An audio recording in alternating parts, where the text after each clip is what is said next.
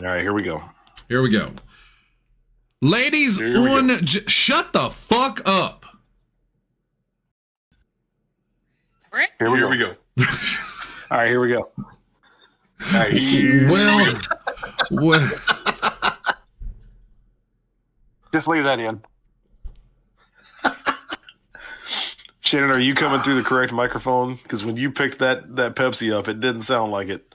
The delicious taste of a I think you're good. Of a Pepsi prebiotic cola is the official sponsor of tonight's show, Podzilla After Dark, here on the Podzilla 1985 network, live on Twitch at Twitchzilla 1985. My name is Shannon Young. I'm going to be your host tonight. Welcome back once again. It's going to be a wonderful show filled with laughter and tears and a little bit of hope. And maybe at the end of the show, we can all learn something. Let me introduce the cast for the evening. First up is, they call him the Interrupter. It's Jesse Kimball. I'm really excited for the first cease and desist letter we get for these official sponsors that are in no way sponsoring our content. I'm hoping that someone hears and they just send me free cases of Pepsi prebiotic soda, because it's not been getting great reviews. I mean, this version has gotten pretty good reviews online. The cherry version raked over the coals. The cherry version is the Marty Jannetty of the group. But if they would send me free cases of Pepsi prebiotic cola, I would greatly appreciate that. Also with us tonight, Lindsay. Hello. Live via a some sort of medical bubble is Tanner. Why am I in a medical bubble? Well, you said you were sick. I said I didn't feel good. It doesn't mean I'm in a medical bubble. I just assumed you're not on camera, so I assumed you were in such a hideous position that you didn't want to be seen. Yeah, Bubble Boy. Thank you, Shannon, Zach. I was thinking Shannon, the same please. thing. Shannon, please, I'm naked. So put on some clothes. How naked? The best part is it really is a 50-50 chance. Yeah. Like, He could have turned on the camera and just... Why are Especially as warm as it got today, I could absolutely see Tanner sitting there. I still don't know. I still don't know. He must be naked from the waist down. They must be performing. He's at least wearing either a hoodie or a jacket or something. He turned it off real quick. I've got a polo on. Polo and jeans. I just walked in the door. I just got back in cape. All right. So were you if you were naked, were you streaking in cape or just streaking while you drove? And I wasn't naked. Call and streak. And also with us tonight is the not just a single one, it's a double H. Okay, I was gonna do this at the top, but I didn't have a chance, so I'm gonna do it now. Shannon, you're a magical girl now. The last thing you ate is your magical girl name. Is it good? What is it? Beef stick. I was going to say it's tile. I'm a big fan of magical girl beef stick. I kind of like the full like beef stick tile. I believe if there was a magical girl beef stick, she would be played by probably like Gina Carano had she not gone full MAGA. Well, the best part is we would be a good tag team because I swung through and got some food before I came home, and so we would be magical girls beef stick and quarter pounder. Ooh, boy. Oh, jalapeno chicken. Magical girl jalapeno Like chicken. that. Lindsay, That's a good one. Sorbet. that actually that works. That It's too works. accurate. Yeah, It's magical too girl good. sorbet. Yeah. Because you know anime right. bullshit. They name girls after drinks and food and All right, Tanner. instruments. Give us the winner.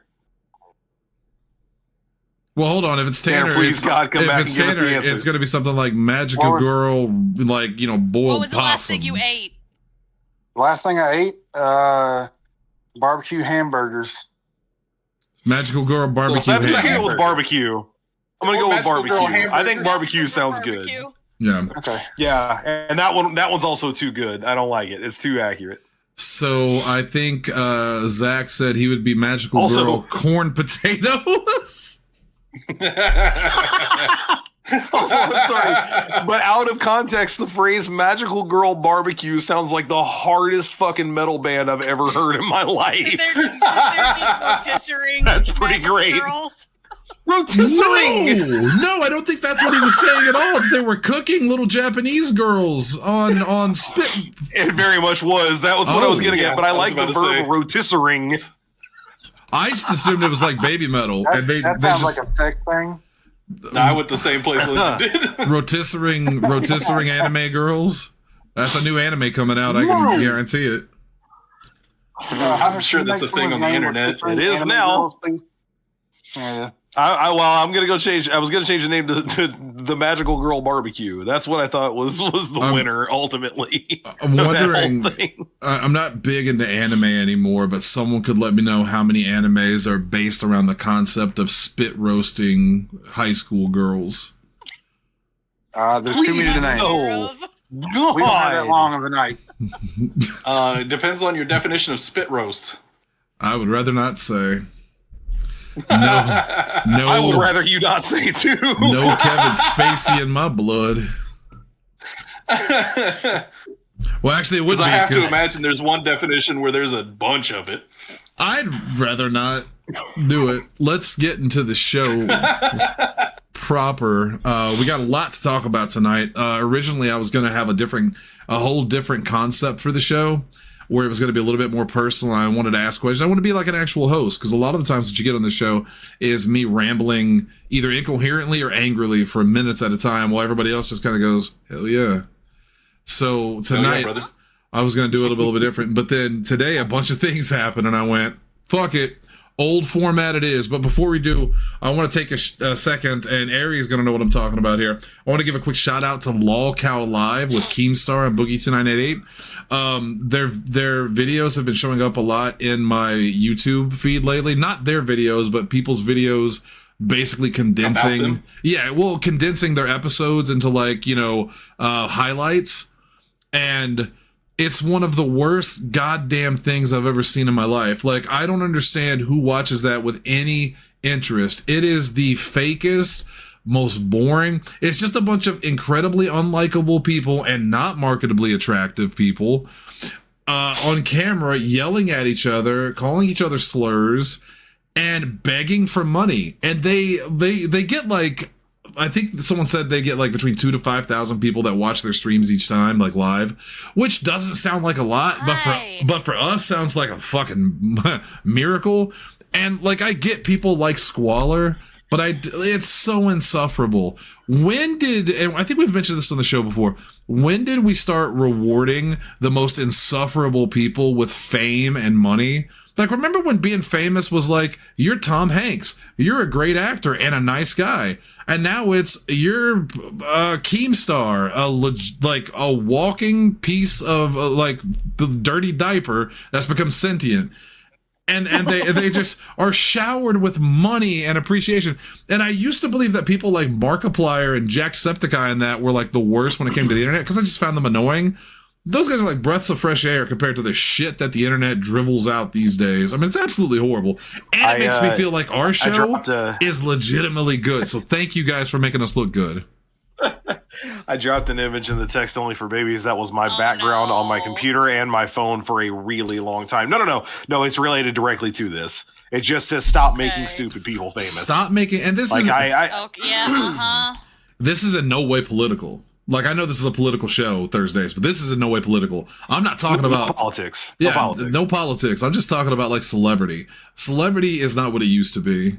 Thanks to the internet, Ari's right. Since the internet blew up with like Vines and memes and TikToks and shit like that, it has just become a cesspool of the most unfunny, untalented, unlikable people being fucking worshipped like idols.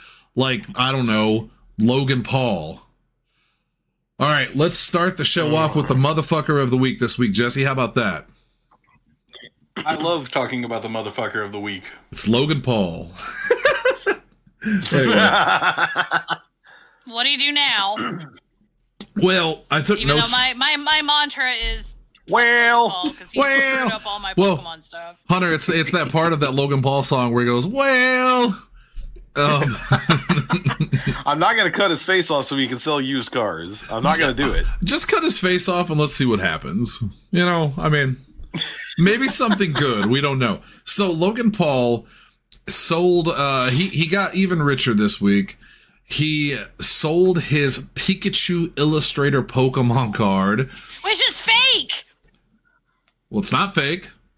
Because if it was fake... He sold a fake one before. If it was he fake... sold a fake one before and got major backlash. I think you're talking about the same thing I'm talking about, but it wasn't fake. You look your thing up, because if this is even more, I want to know about it. Or you mean that the sale was fake and he didn't actually sell it to That's closer. Well, that's closer to the thing I'm going to talk about next. Because I'll admit, I didn't read the full article. See, all I saw was fake. I have a list of bullet points to talk about the thing, and I almost got through a single one of them before someone on the show screamed and took it over. I pulled a Tippy, you know that. Almost one bullet point. So, Hunter, go ahead, and then I'll get back to my thing. I what was I saying? I don't know. I don't know. You were starting to talk. You were started to, but then Lindsay.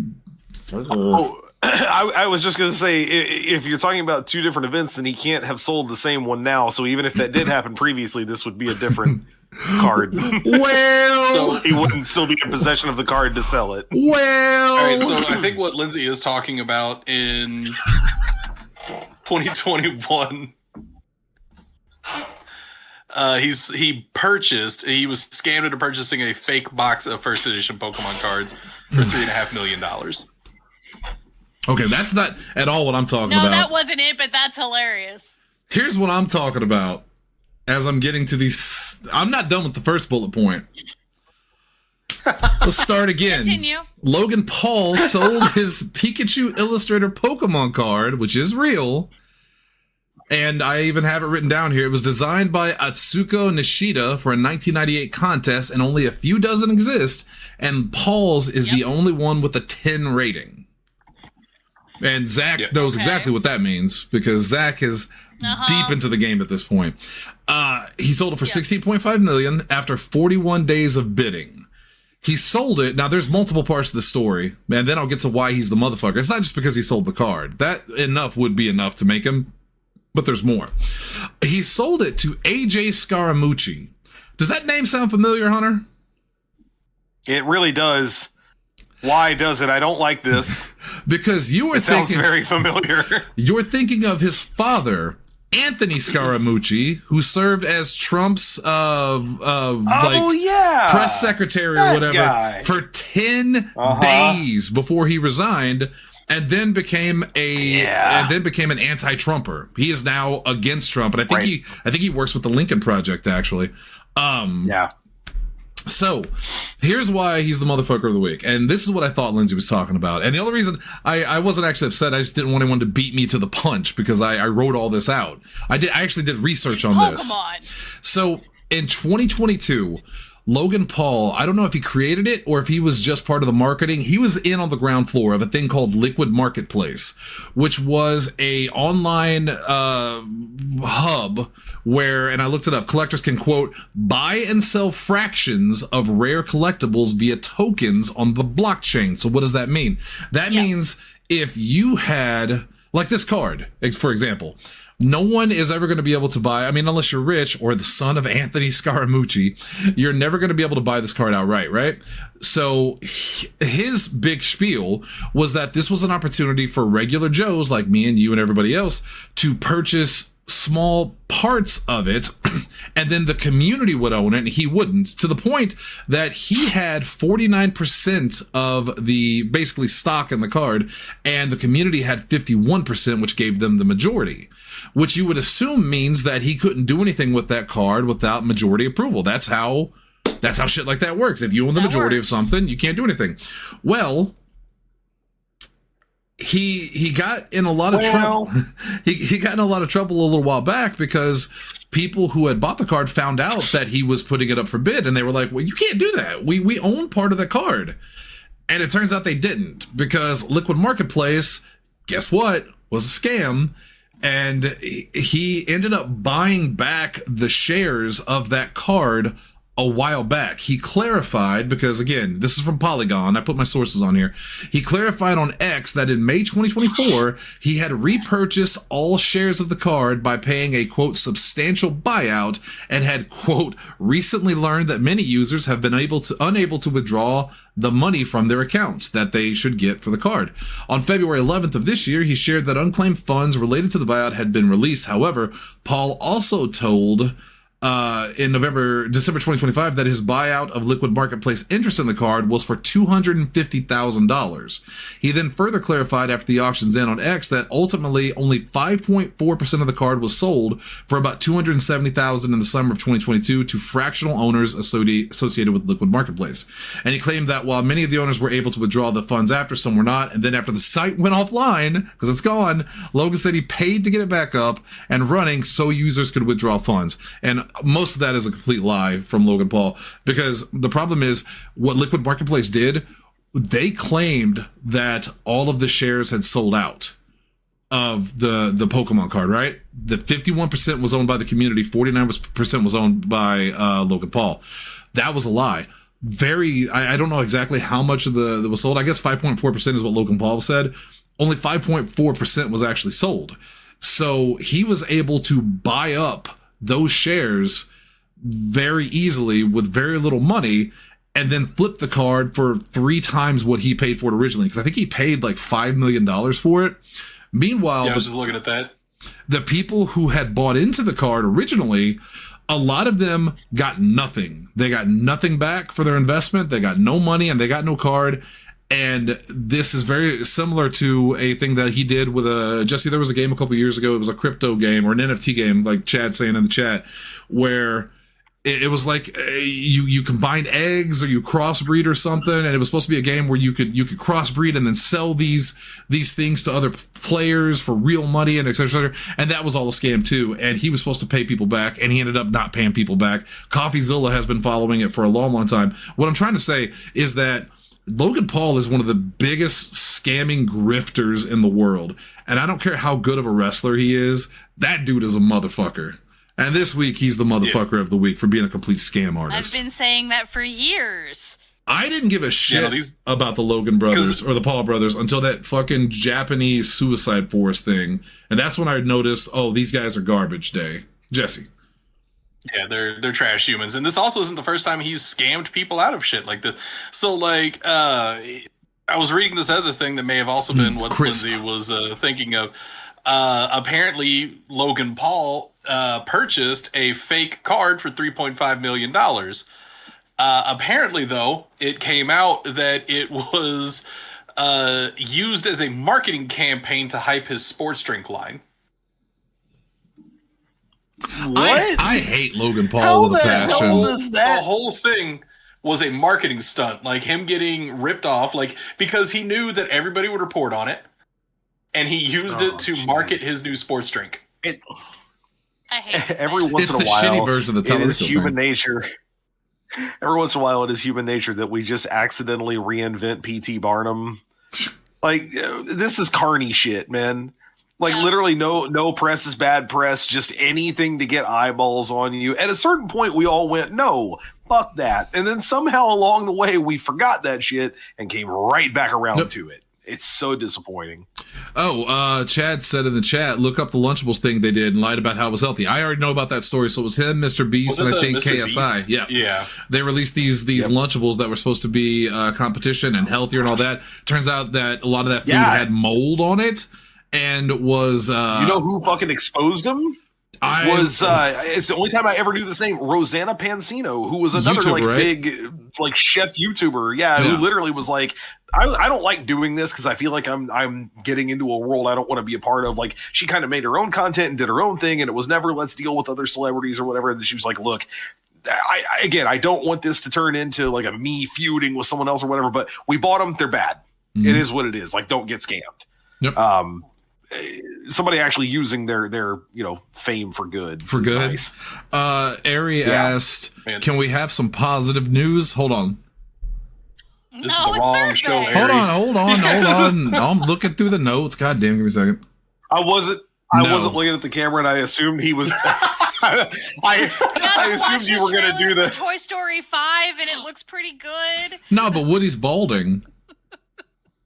Well, I thought this was going to be old. Hunter, go ahead. the Tim Robinson bit. I just assumed he's a. Let's see if we got any positive news. Hang on. No, not really. I drank all my Pepsi already. I could have another, and I would only be at 2/10 of a normal Pepsi, so I could have another. I choose not to. All right. So there's your motherfucker of the week. Moving New on. generation.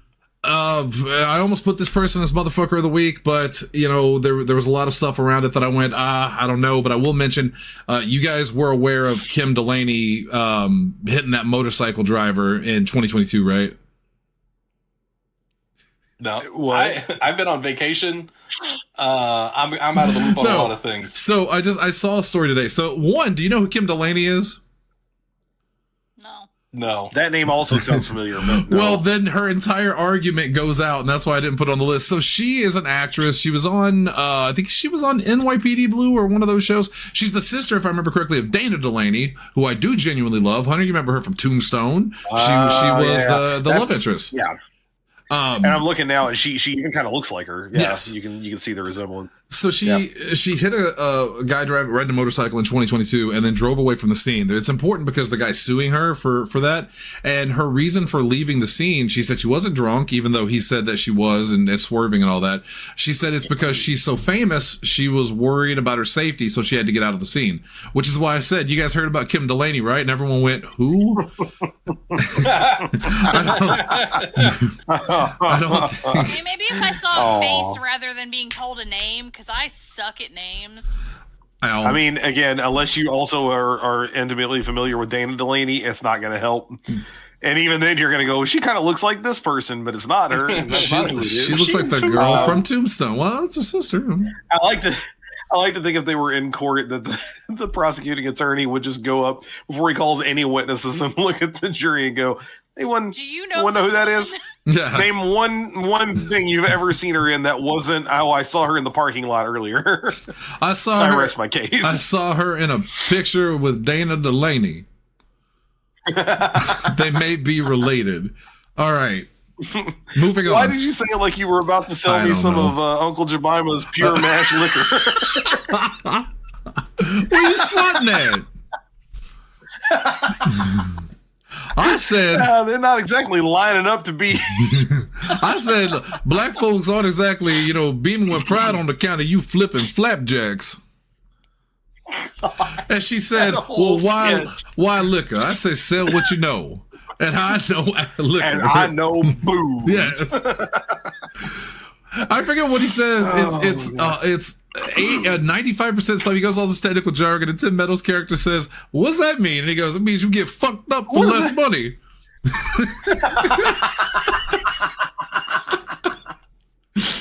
I love that they repurposed the flying little cartoon birds around his head as just him being fucked up. He's so drunk. He's so drunk. Yeah. We were watching at the store. She comes out to sell them. She comes out to give him the pancakes, and he goes, "Don't you start with me, you old bitch." Don't ruin this for me, woman. Let's show that old bitch there's more to life than just pancakes. We watched it at the store today, and Ari said, "Oh, is this that version of that movie that Disney only showed to like his closest friends at parties?" And I was like, no, it's not the same thing. No, I can see why you'd be confused. All right, that movie was there, released on but- VHS. Like it wasn't just his closest friends. Oh God. well, no, Jesse, this was the version he only showed at parties. This was the. Oh, okay. I need to send you that skit. I'm not going to repeat what they say in that skit. I'm not. This is not Lolcow Live. We don't just throw out Not racial for us. slurs. Yeah, willy nilly like that. So this is actually more incredibly. This is actually sadder than the first one. But hey, it's the news. You're here for it. Let's talk about it. So this week, Sony. Hunter pointed this out to me, and I was watching videos on it. I believe it was Hunter. Sony closed down Blue Point. or it's closing down Blue Point Games next month. This hasn't happened yet. About 70 people are going to lose their job. If you're like, well, who is that? They sound familiar. They're the studio behind the Shadow of the Colossus and Demon Souls remakes, as well as a bunch of remasters on like PS3, like the Metal Gear collection and et cetera, et cetera. They're shuttering it this next month. Oh, we lost Tanner. He said he wasn't feeling good, so he hasn't said much. So we hope he is okay. And it's just very sad. I was going to put this as the motherfucker of the week, but I thought, nah, I mean, that just seems really dark. And this is just another in a long line, Jesse, of studio closures. But this is one of the first ones we've really seen from Sony. Usually it's Microsoft that's pulling the plugs on all of the people that need help. Hang on a second, because I mean, if they don't have go any ahead, projects coming up, like I can kind of understand why they would close the studio. Hopefully they would, reallocate that talent elsewhere. Well, I'm glad you said that, because they didn't do that. But a PlayStation spokesperson did tell Bloomberg, quote, Blue Point Games is an incredibly talented team, and their technical expertise has delivered exceptional experiences for the PlayStation community. We thank them for their passion, creativity, and craftsmanship. They do great work.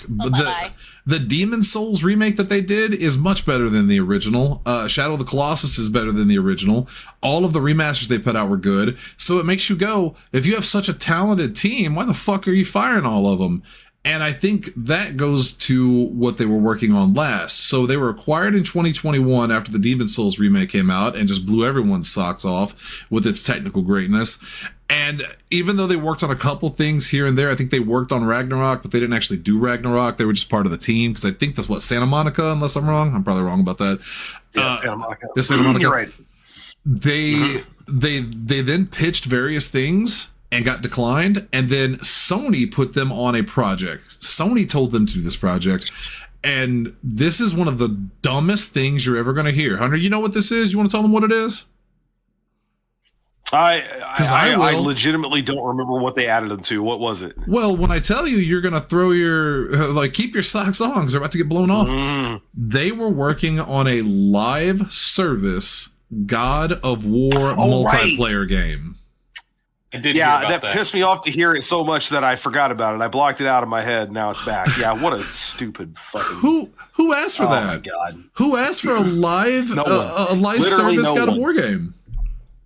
And this is the same shit that they're starting to do, not that specific studio, but Sony in general is starting to do with the Horizon games. Yep. The first two Horizon games are fucking great, but they are singular adventures. They are buy it once, get a couple of DLC packs, and that's it. They add stuff onto the story. And what has happened since then, Horizon has done anything but make those games. They made a Lego game, which was fine, but no one was asking for it. Now they're making a multiplayer game that no one asked for and no one is really all that interested in, because the whole goal is how much more money can we milk out of this franchise? How much longer can we keep people playing a singular game? My God, it's disappointing. It's so frustrating. By the way, this feels like a good time to jump in and mention it. So I knew that Kotaku had put this up earlier after the Blue Point closure earlier today.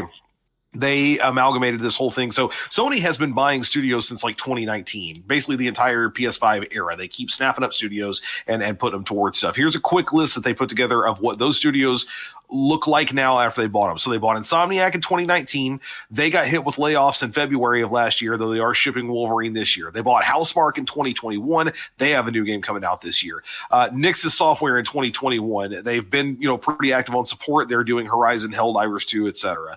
Fire Sprite 2021. They hit them with layoffs last year. The last thing they shipped was that Horizon Call of the Mountain for PSVR 2 in 2023. They haven't done shit and that since. Was good. Fabric Games is part of... Yeah, but again, 2 years ago, almost 3 years ago. Fabric Games is part of Fire Sprite. They haven't done anything since 2017. Again, Blue Point, we just got closed. Here's the other ones that got closed, just to make this list quicker. Neon Koi, they founded them they were founded in 2020. They bought them in 2022. They had a planned live service mobile project closed in 2024. None of it ever happened. And then Firewalk Studios, they picked them up in 2023. You remember what Firewalk launched, right? I want to say yes. No, because No one played it. It's called Concord. It came out in 2024. Oh. It flopped in that. 2 weeks, and the entire studio is gone. It's like it never existed. Yeah, one of the biggest disasters and there's a ever. couple other here that haven't shipped anything. Haven Studios, they acquired in 2022. They haven't put out a single thing yet. I mean, shit, Bungie, is putting out Marathon now, but they had layoffs in 2024. They bought them in 2022 and haven't done much since then.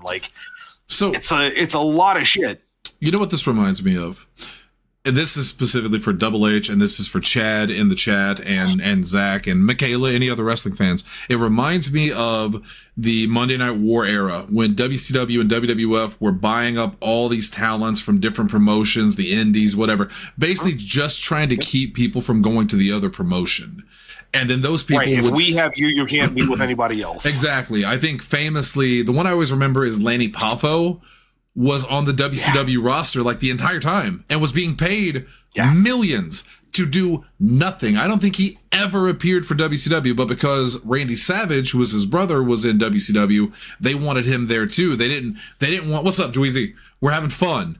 They didn't want anyone else to snatch them up. And it's kind of like that. They're picking up these studios left and right because they want them under their banner, for games that they either did make or could make. And Microsoft does the same thing. They picked up Activision. They picked up Blizzard, came with Activision, obviously. Rare. Oh, God, what else have they bought up? Activision was they the bought big a lot one. of studios. Bethesda. Microsoft now. Yeah. It's that same thing, man. And you see the consequences of it. When independent studios can't kind of do their thing, that's bad. That's very bad. And I genuinely loved the Demon Souls remake. I thought it was fantastic. Hunter, it also reminds me of another game that came out a couple of years ago. Actually, it may have been last year. No, you know what, motherfuckers? It reminds me of a few games. The first one is The Suicide Squad by Rocksteady, which was what I was going to say. Because everyone loves the Batman Arkham series. And you heard, they're coming out with a 4-player co-op Arkham for the guys that made Arkham in the Batman universe. Fuck yeah. And when I heard it was the Suicide Squad, I was like, that looks like that could be fun. You play as the bad guys for once. And then the game came out and it was a huge disaster. They did what they could, but what they did was not what they're used to doing. They put somebody, on there that really didn't have anything to do with stuff like that. And it kind of ruined the developer. And the one that bugs me personally was when that Sea of Thieves wannabe, what was it called? Pirate Reports? What the hell was that name in game? Skull and Bones. Skull and Pirate Bones. Reports. Skull and Bones. Oh, the Quad A. Shannon. The first It's a Quad Quad A A production. game. Yes. And it was a live service game. Live service. Destiny ruined so many things for people. Loved it, but ew. There was we got Weezy in there. Oh, go ahead. I'm gonna read what Weezy said while you talk. Okay. I thought you were gonna read it out loud. I was like, well, how the fuck is that gonna work? No, Skull and Bones is also in development hell forever because they were trying to figure out how they were going to monetize the absolute shit out of it. And Right. it started with charging it was $80 for that game, right? Well, I wouldn't know. I paid $100 for the deluxe. So it was really expensive to boot. And then you had to pay extra for content in the game. And there wasn't a lot of content in the game for that fucking $80 price tag. Yeah. So Chad mentioned the games as a service is a mistake. Chad mentioned the Avengers, the Marvels one, Marvel the Avengers, and live service, dead now. You can still play the single player, but you're missing so much from it. And then Wheezy. Hey, you know what a shame? The single player was so good on that game, and then the multiplayer was so fucking boring. It was just so bland. So boring. You and I played the story, and We did. it was cool. And then we hooked up and played the multiplayer twice, maybe, and it was whatever. Yeah, it was just bland as hell. Dweezy, if you think that's bad, you're talking about the AI, forgetting to remove the logo from the background. This was before AI was a thing, and it's one of my favorite all-time fuck-ups. And I know Hunter and Jesse are going to remember it. Maybe not Lindsay. I don't remember the time period of her working at GameStop. But when Okami came out on Wii, was it Capcom or Konami? It was Capcom, if I remember correctly. Capcom. It's Capcom. Yeah, it's Capcom. They were so lazy that the first runs of that game, the cover art had to be recalled because they took the image of the cover directly from IGN's website and it still had the IGN logo on it. True fucking story. Yep. That's just really human happened. laziness right there, and that's hilarious. That's So really dumb. I don't know how a fucking mistake like that happens. that's so bad. If only AI had been there to stop it. By the way, this fucking like ChatGPT popping up. By the way, did you know that you have a logo on here that's not yours? What? Shut up, Clanker or Cracker or whatever they're calling them these days, and you hit the button. Clanker! I think that's the actual It's term. probably Just need, not like- Cracker. I just need someone to make like Microsoft, is going all in on like Copilot and shit. They really missed the boat. They could have fucking brought Clippy back and made Clippy an LLM. Well, then Oh, they, no. well, It really yeah, could have. but then they'd make him an NFT. It really so. could have. Also, I just want to alert everyone that no, I don't have jaundice. Just the coloring's making me look a little more yellow than normal, so we're okay. All right.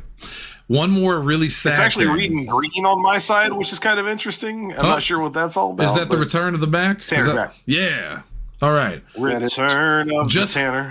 Wow. You start thinking about celebrity deaths and Tanner appears. What a coincidence. We've had. I most certainly have nothing to do with that. The Grim Reaper I himself. fucking hope How you gonna not. say that? There's like 6 people who died this week. Yeah, it's been a rough couple of weeks. We missed. By the way, Weezy said everyone would make Clippy racist and homophobic. Yeah. He said homophobic, and when I saw it, I thought it said homophonic, and I was like he would sound like another word, or In the past It's week, spelled with K's. in the past week, 2 weeks, we've had some really bad deaths. James Vanderbeek passed away. That one I think was the saddest one to me. It didn't hit me the a good hardest, but it was the saddest one for Until me. tonight. Yeah, that was the one that made a lot of PSAs that I very much agree with. Like, folks, eat some fiber. Get some leafy green stuff in you. So true story. When I found out James Vanderbeek had passed away, because I was actually I'm not a huge James Vanderbeek fan, but I liked him quite a bit. He was very very charming, good actor, great actor. I grew up watching Dawson's Creek. So was I the only one that watched Dawson's Creek, or did anybody else watch it? I did not yeah, watch it. you were the I only watched one. this I'm one. sorry. Varsity Blues is, I think. I what say I know remember him more from Varsity Blues. The two things I remember about I don't Dawson's want Creek. your life. He was also Robin Scherbatsky's first boyfriend. Shit. Yes, I don't know what that means, I but forgot it. I'm going to push past everything you How I guys Met are Your Mother. saying. That's How I Met Your fine, Mother. and mention that I also wanted to talk about with Dawson's Creek. Andy McPhee was like my biggest crush, and I always forget about her. Put some respect on her name. Blah blah blah blah blah. Point is, James Vanderbeek passed away, and that was sad. And I almost posted a video of Kesha. It's the song that made me like Kesha. When I heard this, I was like, oh, okay. And I saw the video, and I thought she can poke fun at herself. She can be goofy. I like that. That made me a fan. It's a song called Blow, and it's her at a like dance club or nightclub, and she's surrounded by unicorns in suits and dresses. It's a very strange video, and she's telling the story about how she became like the prime minister of another country to these two unicorns, and everyone starts laughing, and then she starts singing the song, and during the song, James Vanderbeek is there, and they do this thing where they're looking at each other, and she reaches into her dress and pulls off her bra and throws it, and then he reaches into his shirt and pulls out his bra and throws it, and she kind of gives him this quizzical look. They meet up in the middle halfway through the song, and one of my favorite lines is she says something insulting to him, and James Vanderbeek says, "I don't like you." Oh God, slander beaking my name, kid. $, huh? Which is a very funny line. And then at the end, they get into a gunfight in the club with laser guns, and when they shoot at each other, they hit unicorns, and the unicorns bleed rainbows. And it's just very good. And in the end, Kesha beats them, and I almost, as I'm watching the video, I almost posted to my wall, and then I remembered at the very end, they all start laughing, and then it shows up on the wall, James Vanderbeek's head on a mount, because she killed him, and it says James Vanderdead. Oh. And I went, nope. Oh, I could not have no. bounced out of that faster if I had tried. Yikes. Yeah, that sucked. I like James Vanderbeek a lot. Tom Noonan passed away. Tanner, I figured this would upset you more than most. because he was in a lot of great horror films. He was a very understated but always dependable horror actor. He was in the X-Files. He was in Last Action Hero. We just saw him recently. He was the guy in the raincoat with the axes. I forget his name. Mm-hmm. I can't think of it either. He's a fantastic actor, and I was very, very sad that he passed away. I loved him too. And then Tanner just broke this one 20 minutes ago. I think I just heard about herself that Eric Dane died. And mention that for a second. I'm gonna pound my chest. I'm not Chris Farley. I'm not having a heart attack. I get pressure, and sometimes I have to hit myself really hard to release it. And I don't want you guys to hear it on audio. So go ahead, Tanner. So Eric Dane, who middle of last year came out that he had ALS, and would be basically stepping back from acting. Very well known for his roles in Grey's Anatomy. Grey's Anatomy. Yeah. That he, he's been suffering from ALS and it's been progressively getting worse. And it was announced about an hour ago now that he has passed today. He was married to Rebecca Gayheart, right? I believe so. I think they have like 2 kids. I never watched a lot of Eric Dane's stuff, which is why when you sent it, at first I didn't recognize the name, but then I kind of thought about it. Jesse, you probably would remember him as Multiple Man in X-Men: The Last Stand, unless you watched Grey's Anatomy. I never did watch Grey's Anatomy, so you may have never watched X-Men: The Last Stand, for all I know. It wasn't exactly great. I did watch that movie, but I watched it in theaters and then never again. Oh, and Euphoria. Yeah, Michaela put it in the chat. He was in Euphoria as well. He's been in a lot of stuff. He was. I forgot about that. Yeah, he was on Euphoria. Yeah. Huh.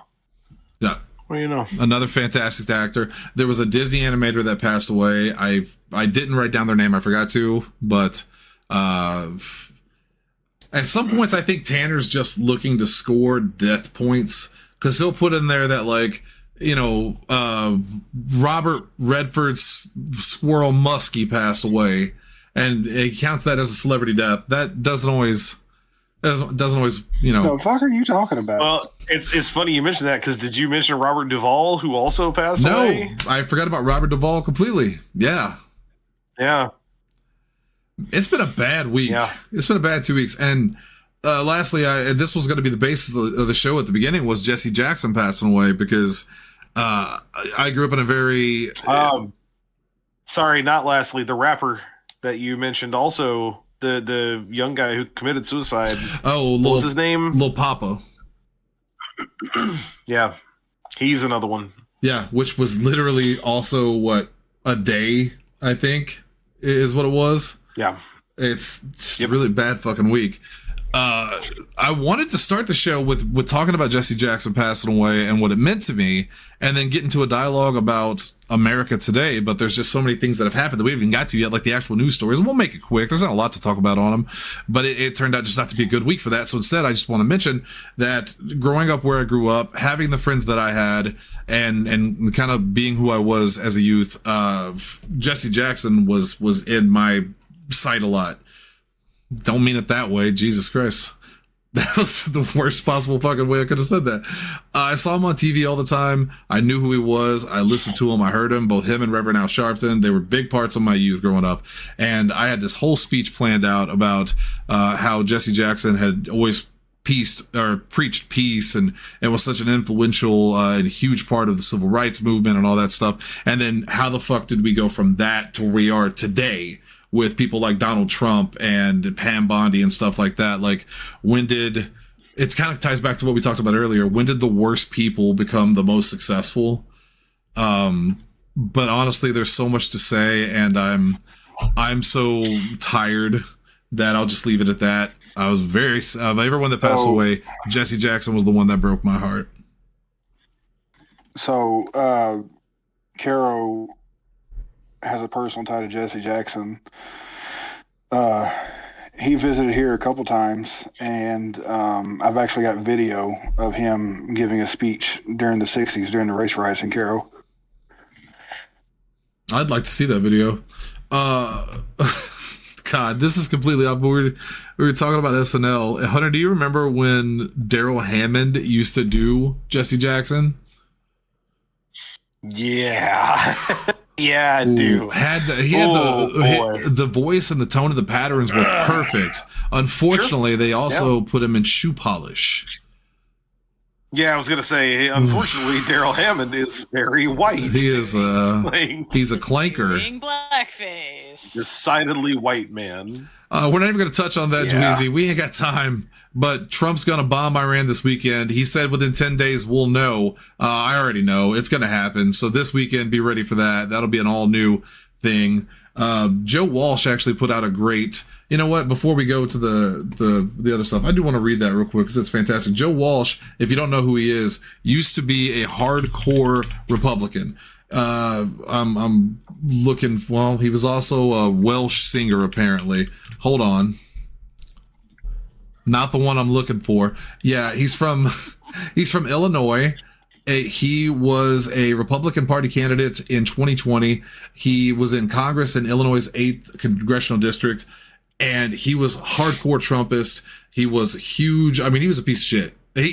Hunter, he is the epitome, the symbol of that skit from Tim Robinson, where he used to be a piece of shit, but people could change because now he's anti-Trump. He talks about like what the stupid things he said was. He has turned his career around completely, basically, and has done a 180 from where he was, and to the point that this is what he tweeted out. I believe it was today or yesterday. MAGA check-in. Jesse, he's talking to you directly. Got your Trump phone yet? Paid for it with the $5,000 Doge check or the $2,000 tariff dividend.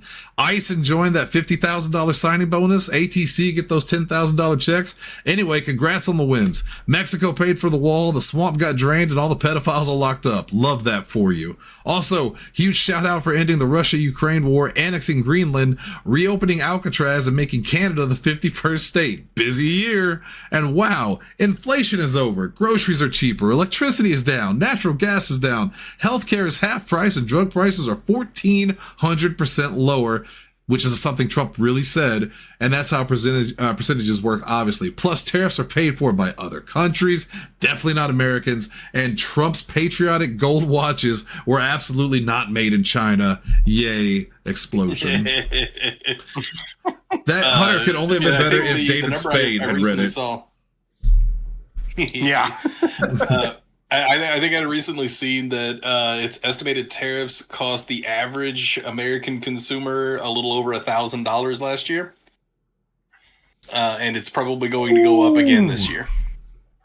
Yeah, Dweezy, you're right. That's the problem with all of these politicians from the right is they jump into the good side when it's too late. It's fantastic that Marjorie Taylor Greene is taking Trump to task for the things he's done and said. She's no longer in Congress. So what she says amounts to diddly dick.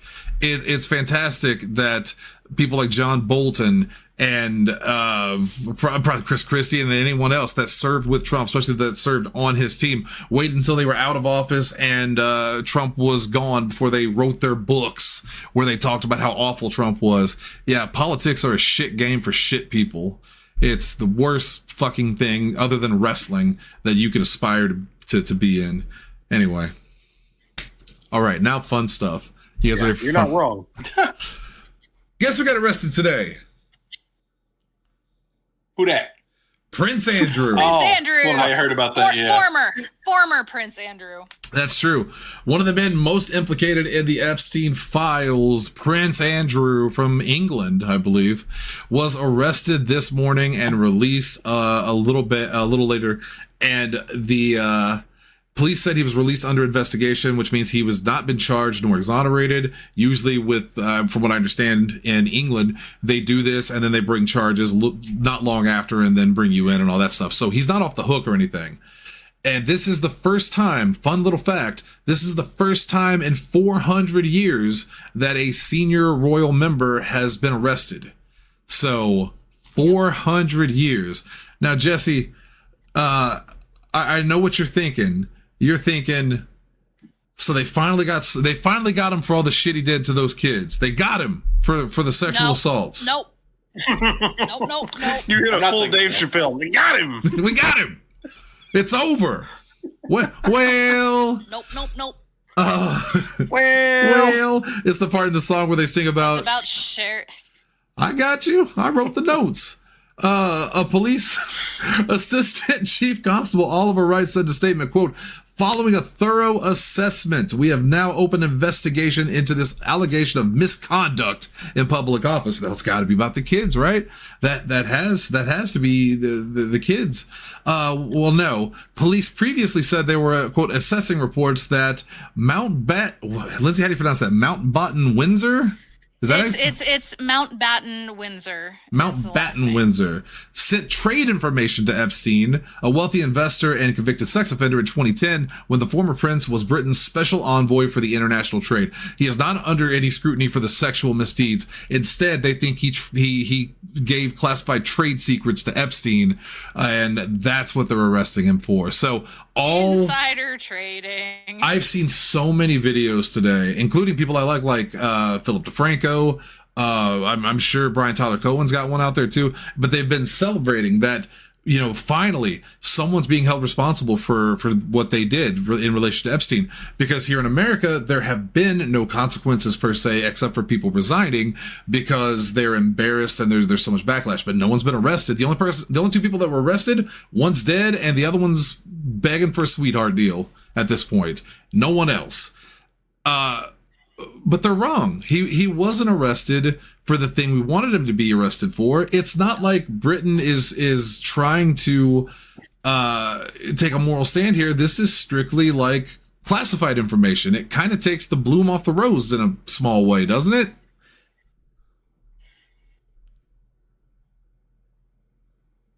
Sorry, I was saying yes. I didn't.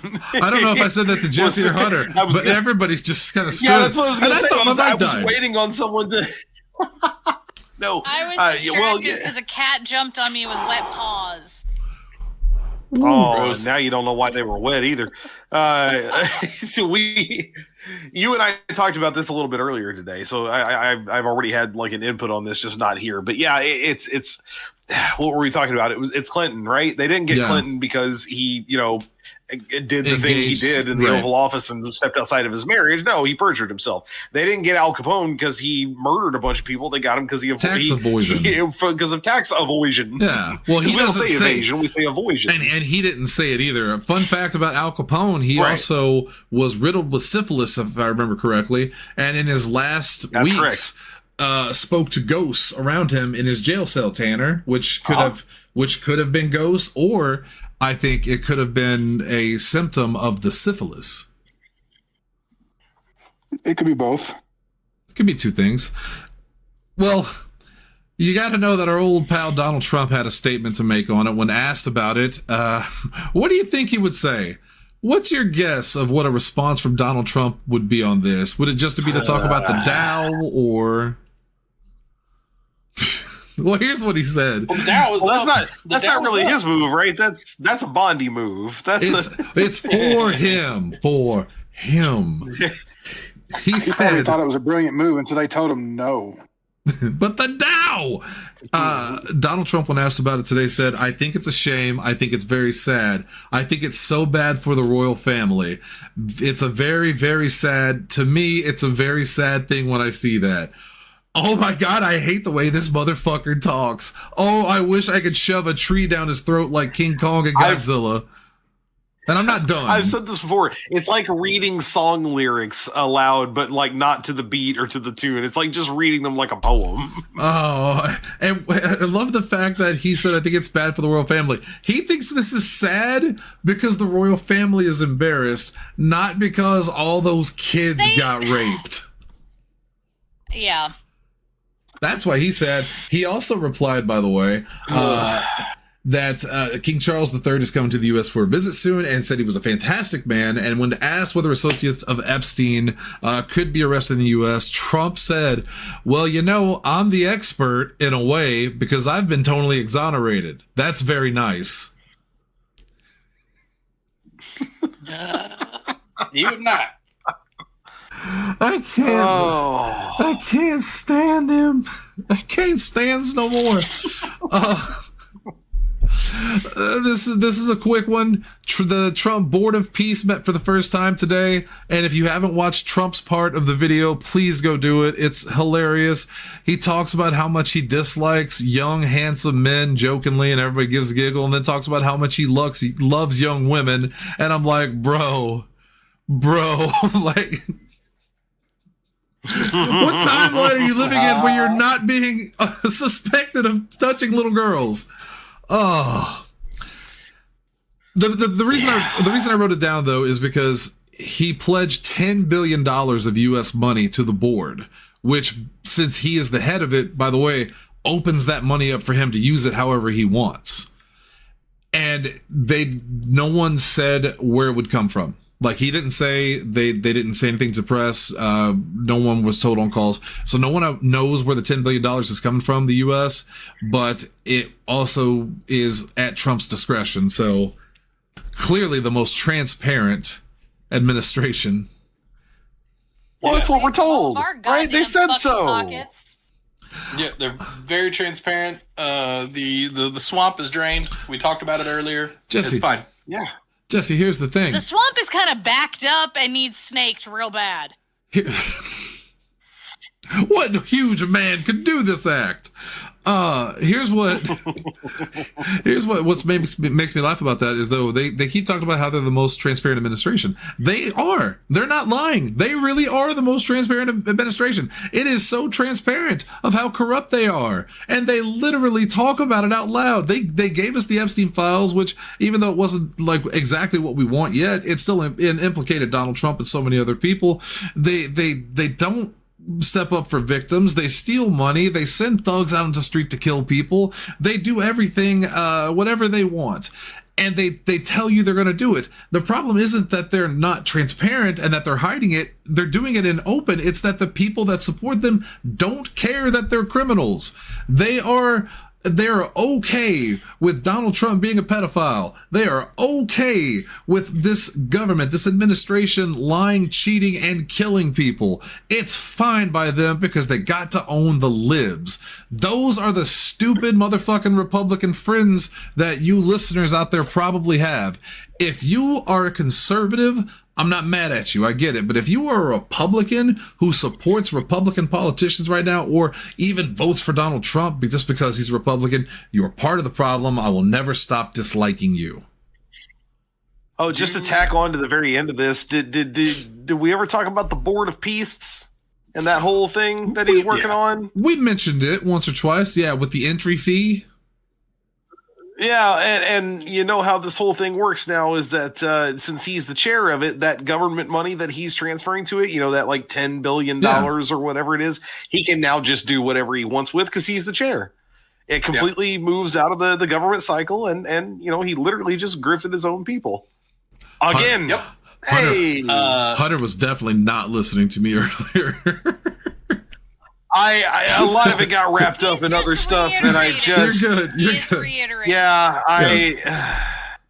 Shannon, did you talk about the one nice thing about this administration? That men die? Well, see, you might not like us, but you're going to get our version of the truth. Did you hear this? Did you hear about this? No. What is that? Dr. Oz said that. Dr. Oz today said one nice thing about this administration is you might not like us, but you're going to get our version of the truth. As opposed to alternate facts. That is their truth. All right. That's like they again, you go back, like, this is what I wanted to bring up about, like, transparency. Like, they are being very open and honest about how untrue, how about dishonest they are. Exactly, and that's why I'm so pissed off. But these motherfuckers aren't listening. No, it's why whenever there are close, we talked about this before. I hate when there's an election and even if a Democrat wins, everyone's celebrating. They're talking about, oh, the Democrat won 60% to 40% or 70 or 65 to 35. Shit? No, that's not what I'm upset about. What I'm upset about is the fact that 35% of the country still like followed horrible people, Nazi, fascists, whatever you want to call them.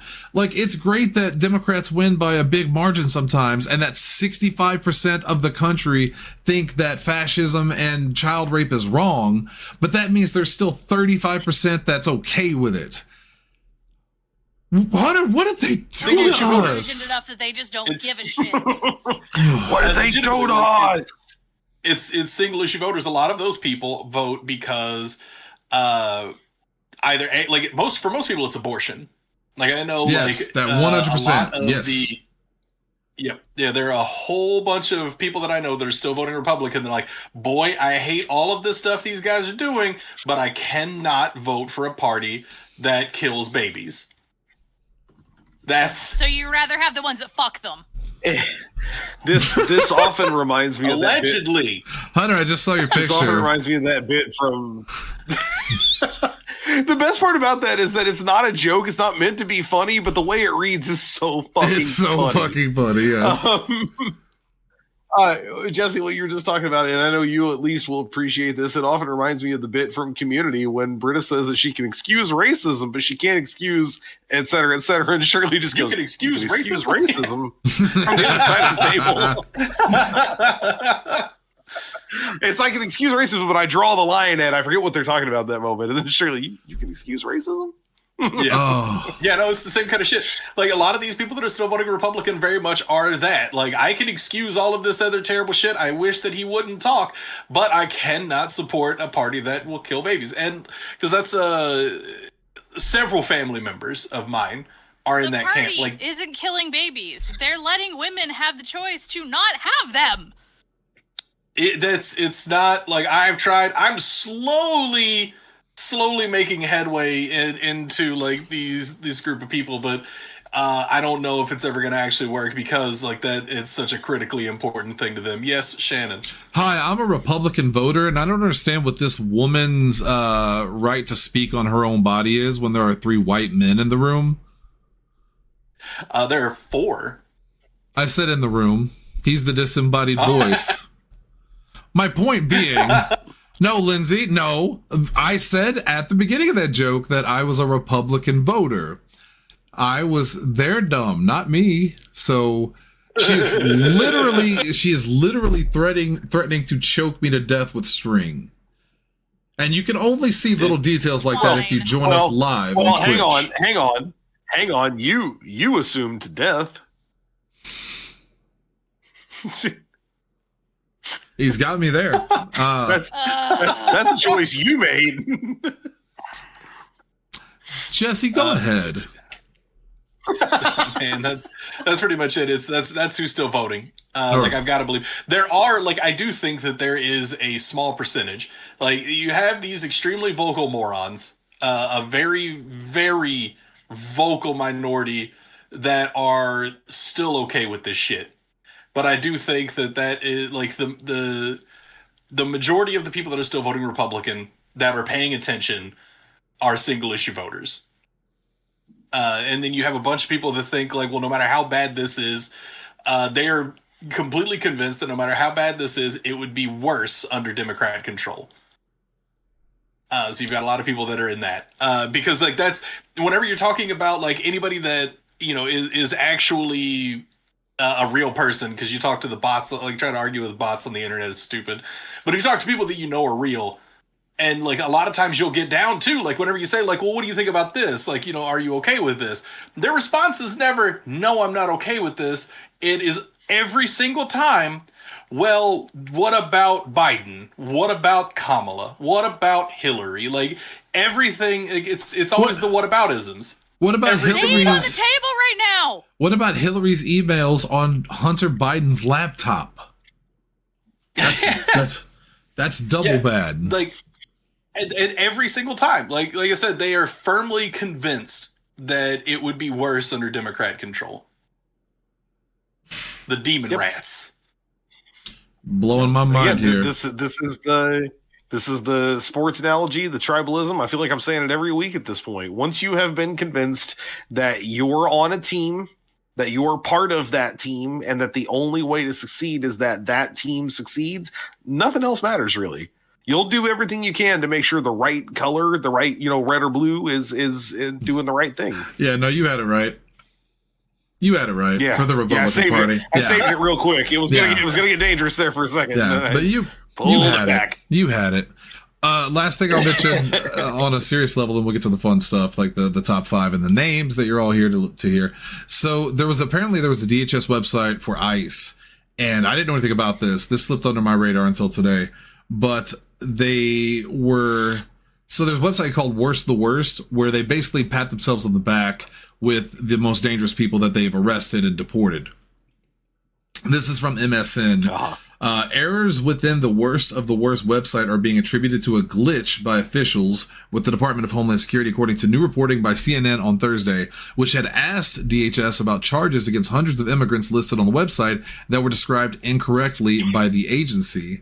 The Department of Homeland Security's Worst the Worst website features people arrested in Minnesota who the department says have been convicted of serious crimes, but the list has raised many questions. The Department of Corrections ongoing fact check is having trouble confirming that some of the crimes listed were ever committed, even in other states.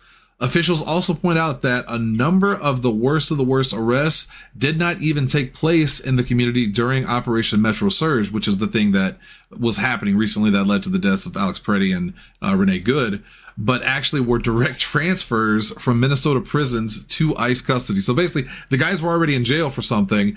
They just handed them over, and then ICE put it on the website, "Look who we caught." So proud.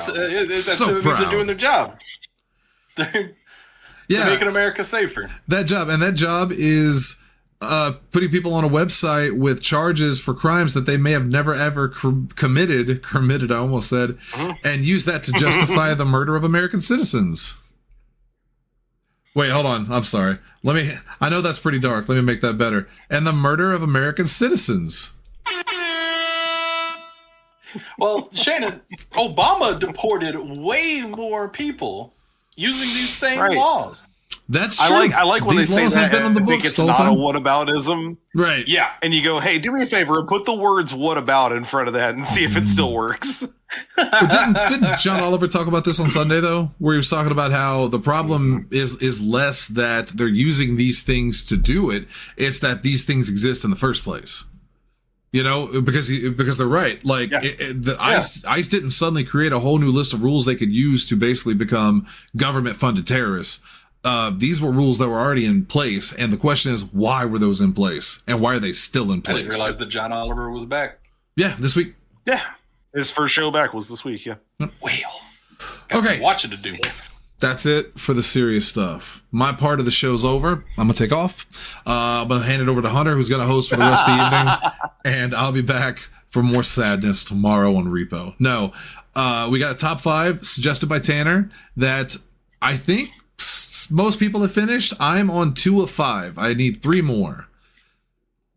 And I have enough options that as long. So you will get my 1, and that's it. Oh shit! I've got quite a few of these. What do they do to us? I scrounged together 5, technically like 5.5, but I have 7, but we'll see if they get overlapped. Okay. Then it's gonna be a very short one, which might be good. Honestly, that could be a good thing. Before we do that, though, we need those names. We need the sponsors for tonight's show. Oh Lord! If you would be so kind. Tonight's episode of After Dark live on Twitchzilla is brought to you by The Days of Frog County, which sounds like a great book. Yes, sounds it like does. a good book, doesn't it? Yes, it does. It really does. Tonight's episode also brought to you by A Tune for Tentar and cat dialogue from Flow Power. I don't know. Yes. Tonight's episode is brought to you by Suddenly Beautiful Chris Chan and Future Motion Worms. Some of these read like, if you've never heard this, they read like Cards Against Humanity cards. Tonight's episode of After Dark is sponsored by A Fantasy Michael Jackson, but for feet, and The Double-Nosed Horse. Tonight's show is brought to you by Pirate Report and The Inaudible Sounds of This Boy's Tears. Oh, no. I like that one a lot. Tonight's show is brought to you by Beavis and Butthead Do Pilates and Fish Now, Cry Later. And finally, you heard it earlier tonight. This episode of After Dark is sponsored by the Magical Girl Barbecue. I still like to think of that one as a wholesome one, where it's just like Sailor Moon and Cardcaptor Sakura. They're all just at a barbecue. Yeah, They just have pork products. Pork on the cob. pork products for magical girls. Yes, that's. Now that sounds like a real sponsor. That sounds like a real thing. All right. Oh. With that said, let's get to the top 5 for tonight. It is suggested by Tanner, and multiple people have either said I couldn't do it, or it's a really good suggestion, but it was harder than I expected. I think Jesse said that to us. I had trouble with it early on, and then I figured it out somehow. It's a good suggestion. I don't really have a lot of people that I can think of. Oh my god, they ruined this movie. Yeah. So, since Lindsay only has one, let's just start with Lindsay. You get first pick. Okay. You get the numero uno. Mine isn't even that I think he did a bad job. He did a good job. But I am recasting Ryan Reynolds as Detective Pikachu because we all know the correct answer was Danny DeVito. She's right. She's right. That's pretty good. She's right. She is right, though. Yeah. Wish I had thought of that The one. movie Yeah. was still good, but it would have Hey, I been didn't think better. about that one. And I do remember that being a big thing on the internet at the Everybody time. It was wanted Danny like, DeVito. it should have been Yes. Danny DeVito. Yeah. Yes. Well, they also wanted Danny DeVito as Wolverine, if I recall correctly. They in still one of the do. reboots there. Pretty sure Which they still do. Yeah, he should have been the short Because kid. everybody one. assumed when we started seeing all the different Wolverines and Deadpool and Wolverine, I think everyone was like, "Oh dear God, one of them's got to be Danny DeVito, right? Just That give would've made me me one so Danny happy. That would have been DeVito. hilarious. It would Yeah. have been so great. we got Short King Wolverine, but like it wasn't Danny DeVito. Just have it at Patty's Pub. Nothing has changed. It's quite literally just Frank running around with the claws and them going, "Frank, get the hell out of here!" You definitely need a Danny DeVito per movie. I'm a Wolverine. You want to do something with this? Yes. All right. Now let's go back to what we all know. And it's easy. Hard to blame one actor. Easier if you look at the writer or director. We just talked about this, I think, on Alien 3. No, Resurrection. She did. Yeah, No, I mean, Resurrection. You did, because I importantly- listened to it today.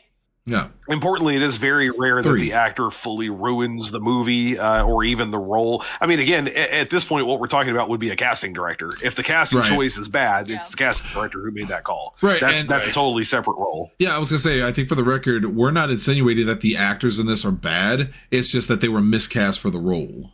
They were miscast. Yes. Yeah. I literally have it written as top 5 film and TV miscasts and recasts. Yeah. Yeah. So- Because like some And of see, mine, like, mine- weren't bad jobs. It's just I thought I just didn't believe them in the part. Yeah. Yeah, I think all of mine are just, well, maybe not all of them. Most of them are like, I don't think the actor did bad. I don't think it was a miscast. I just think it could have been better. Well, I realize one of mine is incredibly sexist, so I'm going to delete it. Oh, that's not great. Because I based it entirely on looks, and that just seems unfair, so I'm not going to do that. Okay. So I'm down to 3 now. All right, let's go to Jesse. Maybe he'll talk a lot. Yeah, I mean, I can if you want me to, but you've made it clear that I go too long sometimes. No, never said that. Go ahead. All right, so all of mine, I tried to go with, instead of just like, I guess my personal opinion of the actor in the film, like whether or not they did a good job, I mostly went with media that was converted to film, and it just didn't meet like my personal expectation of that character. So this ends up being a lot of comic books, for obvious reasons, and then I've got one book one in here. But I'm going to start with a really obvious, just really easy one that I do not understand how DC just dropped the ball on this one. John Cena should have been Shazam instead of Zachary Levi. Especially with The Rock as Black Adam. They may not have been... that. They might not have been able to do that at the time with Cena. If he was still under a WWE contract at the time they made the movie, there might have been an issue. He was acting in other movies.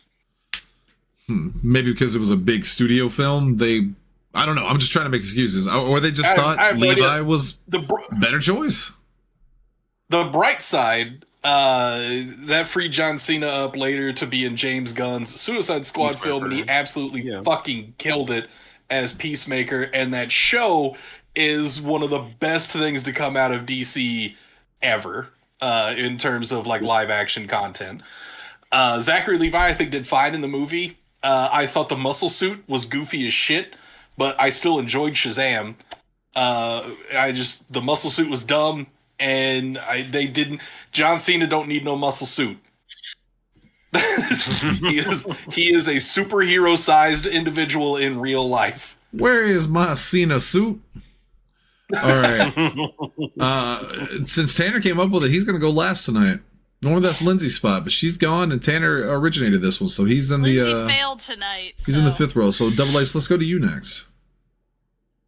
Oh, okay. Well, since Jesse said that about comic books, I better start getting my bullshit out of the way. Let's start with Anne Hathaway as Catwoman, who sucked. Yeah. That never worked. Yeah. That never worked in The Dark Knight Rises. Anne Hathaway is a great actor, don't get me wrong, but she never feels... Yeah, I mean, look, again, she's fine in the movie in and of itself, but she never feels like Selena Kyle or Catwoman. She feels like Anne Hathaway in a film. Yeah. Like, there's agree no...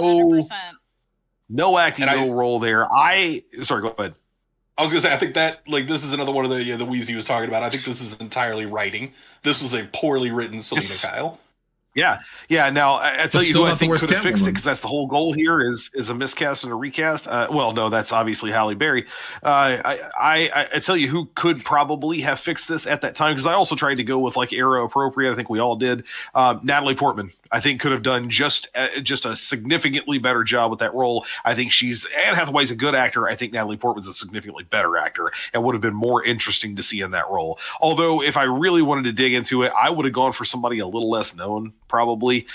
This was always going to be a role where there's not a lot of hiding their face or hiding their appearance. So the less famous, maybe the better it would be for embodying that character. But I would first put up Natalie Portman over it. Over Anne Hathaway. Zoe Kravitz did a much better job in The Batman. She was a fantastic Catwoman. Yep. You know? Very, it's very such good. a shame that movie is so forgettable. That movie was good, but it's so forgettable. And it went too long. And it's about an hour too long. Yes. Yeah. Way too long. Dude, way too long. They give you that bullshit Return of the King false ending, and then goes another 40 minutes, and you're like, how? No one needed all the Joker stuff. We could have left every bit of that out. That's a solid 10 minutes that didn't need to be there. And he has more scenes that got cut. It's Barry Keoghan. He's a great actor. Yeah. He's so bad as shit.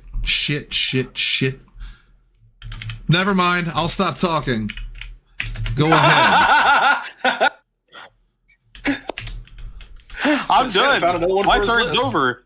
Which means now it's your turn, Shannon. Okay, well, fuck. I was gonna do another one, but I guess we better get this one out of the way now because I've said it. Someone else might take it. It's Barry Keoghan from Batman, the Batman. He is. I thought that Jared Leto was the worst Joker, but I could see why you would maybe pick him because of the methodical actor he is and the weirdness that needs to come to the role. And you can blame that version of Joker on literally everybody.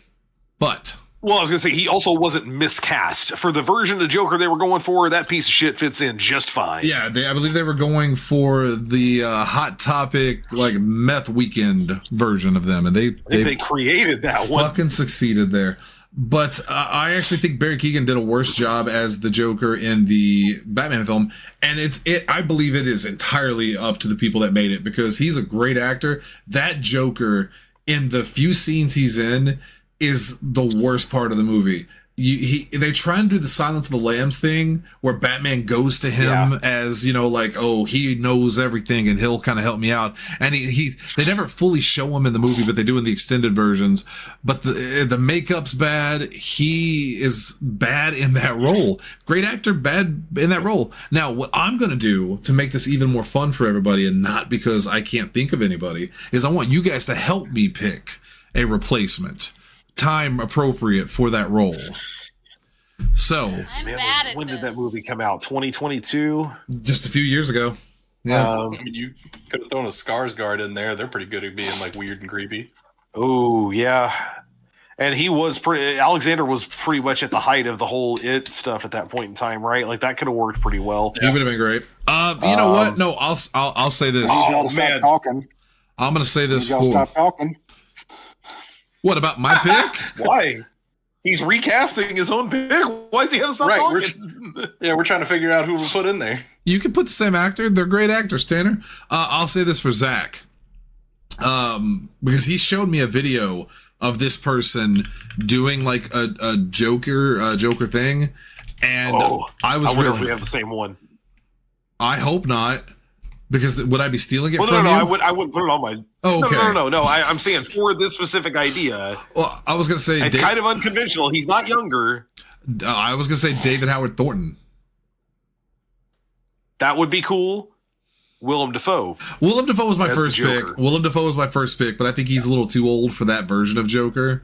But remind me the name you said sounds familiar, but I don't know where from. He's Terrifier. He's Art the Clown. Yeah, and apparently doing the Joker is like his dream role, and he's great as Art the Clown. But his facials and his mannerisms in the video that I saw. It was really impressive, and I think it's unconventional as hell. That's the best part. Yeah, that's the best part of him being Art. Like his facial stuff is like on point because it's a silent character. And the faces he makes and everything, like he just really sells it. It's very, very good. Okay, I'm gonna go with David Howard Thornton then. That would be my pick. Although Willem Dafoe at almost any point of his career would have worked as the Joker. Man, you talk about a face built that's for really it. True. Built for He was also perfect fucking Green Goblin. Yes, because his Green Goblin was the Joker. See him as Green Goblin. Yeah. He was kind of crazy and out there things. All right, Tanner, first pick. My first pick, I am going with. So obviously, I'm a big Harry Potter fan, right? We all know this. This is pretty self-evident. And I love the castings of Dumbledore, all the ones we've had so far, but I think they could have went with somebody who was a little bit more soft-spoken during the recast. Once Richard Harris died, they replaced him with why am I blanking on his name? He said after Richard Harris now I can died? think of as Richard Harris. Yeah, but I do agree with Tanner on this one. I hated this Michael cast. Gambon. Michael Gambon. Yep. And I don't dislike Michael Gambon. He's a watching some of his previous work, he's more of a upbeat, more excitable actor. Like he plays those more energetic people. Even in his older age, he was that way, angry, and that's just kind of the casting he played. Now, I can think of one of my favorite British comedic actors who's probably one of the most soft-spoken people you'll ever meet. I don't think even when he's angry, he's soft-spoken and sounds like just the biggest sweetheart in the world. Importantly, right now in the audiobooks they're doing, his best friend is playing Dumbledore. I think Stephen Fry would have made a great Albus Dumbledore. Yeah, I agree. I could get down on that. I'd watch it. Because I hated that recasting, but a lot of this may have been for it. It came down to the writing and direction. Like they just made Dumbledore like even in like some of the most famous lines. Yeah, he was just so angry, like Machiavellian. I feel like is a good adjective for his performance as Dumbledore in those movies. Versus the first one, where he was this nice, like gentle grandfatherly figure, and That was a different guy that I was thinking of. I had to look him up because I always get him and another guy confused. Okay, yeah, I see what you're saying now. Yes. Yeah. Now, importantly, I'm very excited about the TV series coming out with John Lithgow playing. I think John Lithgow is going to be an amazing Dumbledore. He's a great actor. I do like John Lithgow. Absolutely. All right, let's take it back to the top of the list, and that is one Jessica Kimball, I believe. All right, this one's going to be a two-parter. So it's two actors because it's necessary for both of them. And it's going to be X-Men, the 2000 film. Morgan Freeman as Xavier and James Earl Jones as Magneto. Wait, I think that would have been. Do it. Go ahead, Shannon. So from the beginning, like completely take out Ian McKellen and Patrick Stewart? Yes. Oh. Yeah, I agree with you. I understand.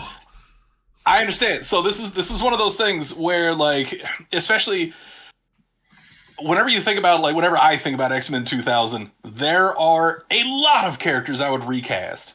Charles Xavier is at the top of the list of the ones that I wouldn't, because Patrick Stewart is perfect as Charles Xavier.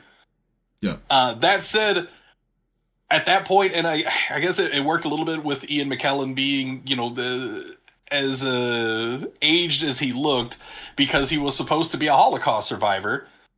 And that, like, the further removed we are from the 1940s, the less realistic that becomes in a live-action film set in modern day. And so we need to adjust the content to be what it was actually about at the time. Like, it was an allegory for the civil rights movement. A lot of people like to think that's not the case. What those people look like. But that's what it is. So that would have been era appropriate in the year 2000. Like, you could have had Morgan Freeman and James Earl Jones as, like, people that were involved in the civil rights movement. And, it would have been, more on the nose, I guess you could say. The downside is removing the huge part of Magneto's character, and that he is, a Jewish person that was... Well, yeah, but you could change that to a black character whose family was terrorized by the KKK. Whose maybe his brother or his father was taken and murdered. Yeah, that could be. Yeah, I was going to say that could be just as traumatizing. Yeah. Like a young Magneto seeing, like, his parents burning on a cross. Yeah, or being lynched. That's still. Yeah, exactly. Like, there's still a lot of, like, fucked up shit. Like, yeah, I understand this removes a huge part of Magneto's character in the comic books, but, like, we can modernize the take. And, like, those two actors, I think, would have been phenomenal in that role. Who has, like, especially in the year 2000, who had the gravitas of James Earl Jones? And I think that actually would have been, like, as much as I love Ian McKellen, I never really liked him as in that role as Magneto. Like, he did great with what he had, but I never bought him as Magneto. I agree. I also never bought him as Magneto, because we're used to the big suit, man. Exactly, we're used to the big, strong, older guy, not an actual older guy. Right. I think you'd also make the argument for Denzel Washington as Magneto. I mean, that's actually who I thought you said at first, and that's who I was thinking. He has such an edge. He played Malcolm X, which is basically Magneto. And the problem is, we were talking about it earlier, era appropriate. I think that in the year 2000, he would have been too young for this role. Too young. Okay, I see that. I can see that. Yeah. Apparently, my friend's never heard of makeup. Is he crazy? No, just practical. All right. Back to Jesse, practical, because what you're saying makes sense. Let's go back to Tanner, and it's a great pick. That's something we've talked about for a long time. Yeah, no, I said Hunter. You heard wrong. Oh. It's okay. He's just not feeling very oozy right now. This is probably not. Feels like low hanging fruit, but it needs to be mentioned. Johnny Depp had no fucking business playing Tonto in The Lone Ranger. I knew it was coming. For what I believe are obvious reasons. I forgot about that movie. And you should have, because it's bad. And they should feel bad. I'm pretty sure he used 23andMe or whatever to prove he was like 0.17% Native American, and that was his justification. To be fair, he should not have played the character, but he was the best part about the movie. Well, the other guy's a I'm cannibal. sure there are slight parts of the turd that taste good when you eat a shit sandwich, but I mean, it's still pretty bad. The creamy parts. Gross. It couldn't just be a broke clock right twice a day or whatever. Did you say a burnt crock roasted twice a day? A broke clock is correct. A burnt crock is what he said. Oh, okay. Gotcha. So I looked around in that era, and I don't know if you'll know this name, but Gil Birmingham was a relatively well-known native actor at that time. He's been on Yellowstone since then, and a handful of other things. He's involved in the Twilight movies. I think he's like Jacob's dad or something in the Twilight films. Yeah. Amazing. I was gonna say, I'll drop a picture if you've never seen him, but obviously this is several years ago now, but this is Gil Birmingham. He would have been very good, I think, as Tonto, as an actual fucking native Tonto, like it should have been, because that's what the character or even is. one of the Spears brothers. Look him up. They're really great Native American actors. I looked into several options, and one of them was one who came up, and I can't remember his name, but Gil was the one who I kind of landed on. As I think it should have been this guy. Look, Johnny Depp's good. Don't get me wrong. I don't think anybody's going to sit here and act like Johnny Depp's not a great actor, but he had no business being Tonto. Not to mention, like, it was weird being in such close proximity to a big Disney project. Lone Ranger was a Disney film. Right. So was Pirates of the Caribbean, that whole series. He was already Captain Jack, and so Tonto kind of just became Captain Jack, but native. It was In a weird, way. man. Yeah. Didn't Bruckheimer direct? Probably. Lone Ranger? Maybe. That feels very much like a Bruckheimer film. I now have so many on my list. I'm scared of but being taken. you were so close. Gore Verbinski. They're basically the same guy. Okay. Yeah. Yep. They do a lot of the same shit. So, yep. That's it. All right. I'm gonna go back to Batman. I know. The tile's kicking in. No, the tile kicked in a while ago, but I'm cognizant. You ain't too big to get an ass whooping. Anyway, Tanner has always been too big to get an ass whooping, and that's the problem. I will say this: I'm going back to the Batman series, and I'm going to say Chris O'Donnell as Robin. I hated it. Yeah. No, I hated it, man. Yeah. When I think of Robin, I think of like a 10 to like 13-year-old kid. He's a literal kid that Batman has taken in. Yeah. That's the problem. That Chris O'Donnell was but too when old. the movie came out, I was a middle schooler, and I thought Chris O'Donnell was hot. So He was hot. He is hot. He is hot. Yeah. the Yeah, problem, that's yeah. not up for debate. It's just that he was By the too way, old for the role. somewhere- Nobody's debating that. Right.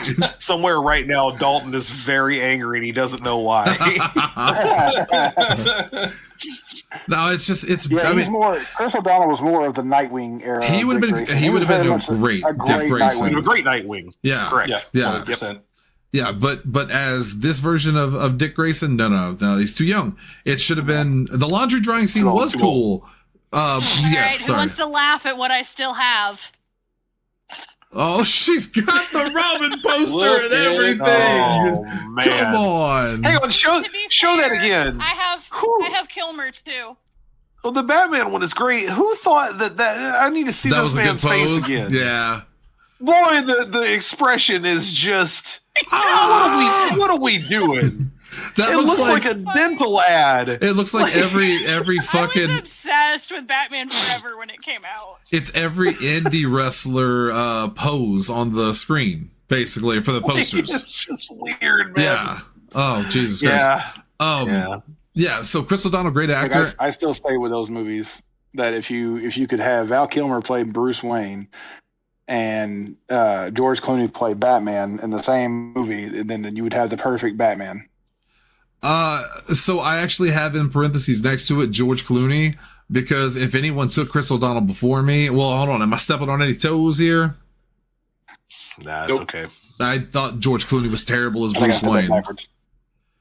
He was. I He don't was see. terrible Hold Bruce on. Oh Wayne. no, he wasn't. George I got Clooney backwards. was great as Bruce Wayne. He was Terrible terrible as Batman. Let's Yeah. not give him. Well, let's not give him too much credit. He was Let's good not as give him too Bruce much Wayne. credit. He was better as Bruce Wayne than he was as Batman. That doesn't Yeah. mean he was a great Bruce So- Wayne. Oh, that's fair. He was cast He was as better Bruce than Wayne. Val Kilmer. Disagree. I disagree. Oh, yeah, I don't agree with that either. No, Well, I can't give you that one. well, See, I think Val Kilmer was a better Batman. I think yeah, I see what Tanner's saying. George Clooney was a Okay, better Bruce Wayne. okay, but again, the flip side of what Jesse just said, I also think that Kilmer was a better Batman than Bruce Wayne, but that doesn't mean that he was a worse Bruce Wayne than Clooney. I think he was better overall at both things than Here- Clooney was. My thing with Clooney is that the reason I think so many people think he's a great Bruce Wayne is because in real life he was Bruce Wayne. He was the handsome, rich Sure. actor. I mean, he basically could slip right into the role. But I think like Val Kilmer did a better job with Bruce. I think Michael Keaton did a Man, better job with Bruce Wayne because he played him differently and neurotically problem- and interestingly. The problem with Clooney is that everything he does is like a little too winky at the camera, right? And like that sort of George works. Clooney. Right, that sort of works for that particular movie for Batman and Robin because it is so hokey and over the top, but like it just adds the fuel to the fire of this is not the Batman that people wanted at that time. And so everything is just really like, again, oh god, just go back and listen to the E&E review and listen to Dalton get sad about his life. Yes. I'm not going to recap it here. I'm not going to do it. It's and very you good. never said who should have played Robin in these series instead of Chris O'Donnell. Well, that's why I was going to go after that. I think a kid actor between 10 and 15 could pull the role off very well, but I don't know. In that era, Jonathan Taylor Thomas was real big. That's the first person I went to was JTT, but I think he was too famous. What I think he was too year famous. Did that drop again? Maybe 1995, Jonathan Brandis. 97. Jonathan it was Brandis. 95 for forever, right? He probably would have been too old at that point. No, Batman and Robin. Yeah. Well, Chris O'Donnell depending on was which in- one you're talking about. Chris O'Donnell was Yeah. in that one too, right? Yep. So He was both of them. Jonathan- Yeah, it was 95 for Batman Forever. Jonathan Brandis would have been Haley Joel Osment. would have been 18, 19 at that time, assuming he still Haley Joel looked. Osment would have been tiny. I think assuming he still looked young, I could see Jonathan Brandis as Robin. He would have been a much better because he still has that young face. Like Chris O'Donnell looks like a adult. Jonathan Brandis still had the boyish good looks. That's a perfect Robin. Haley Joel Osment would have been like 7 at that time. He was born in 88. Yeah. All right, I'll throw you a weird one that might have been too famous for it. Macaulay Culkin. See, I think he's way definitely too for famous. that. Yeah. Yeah, if you JTT can was go too all famous. Jonathan Taylor. Like 95, Macaulay Culkin would have been way too famous. But he's also the best kid actor of that era. Yes, he is. I but don't Are you disagree with willing that. to take that? well, I think he could have played a very great Dick Grayson at that point in time. yeah, Regardless of how famous he was, I think he don't- would have been. That probably would have been the best casting. I don't think he would have though. I don't think Macaulay Culkin would have taken that job. Wasn't he? Hadn't he stepped back at that point? He had stepped back at that point, and Yes. I don't think he would have done a Batman film with everything that was going on. His little brother was acting then, though, right? I think he was too could've done young. Yeah, I and think that would have I been. think he was too young. Yeah. He was only like Yeah, a year or two younger than Macaulay. Kieran or Rory? Yeah, Kieran. I think Rory's older than Kieran. Kieran. Really? I think so. Yeah, Rory's the youngest, if I remember correctly. Yeah. Rory is the youngest. Kieran was born in 82, so he would have been like 13. That might Yeah, have he been would've too been young. That would have Yeah. worked. Yeah. That he's could have not. worked. And he wasn't near as famous as Macaulay. I think Kieran could have worked great. But I think visually, I agree with Lindsay. I could totally see Jonathan Brandis, and if he, tragically hadn't passed away, and they would have continued it later, he would have made a fantastic Nightwing too, because he's still good looking. Just buff him up a little bit.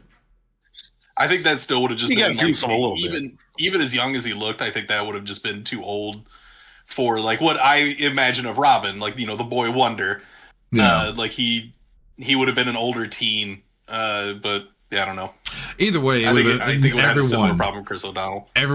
would have been better than Chris O'Donnell. Everybody would have been better. What year was Marlon Wayans born? Oh, Because you know this story, right? About Marlon Wayans? 72.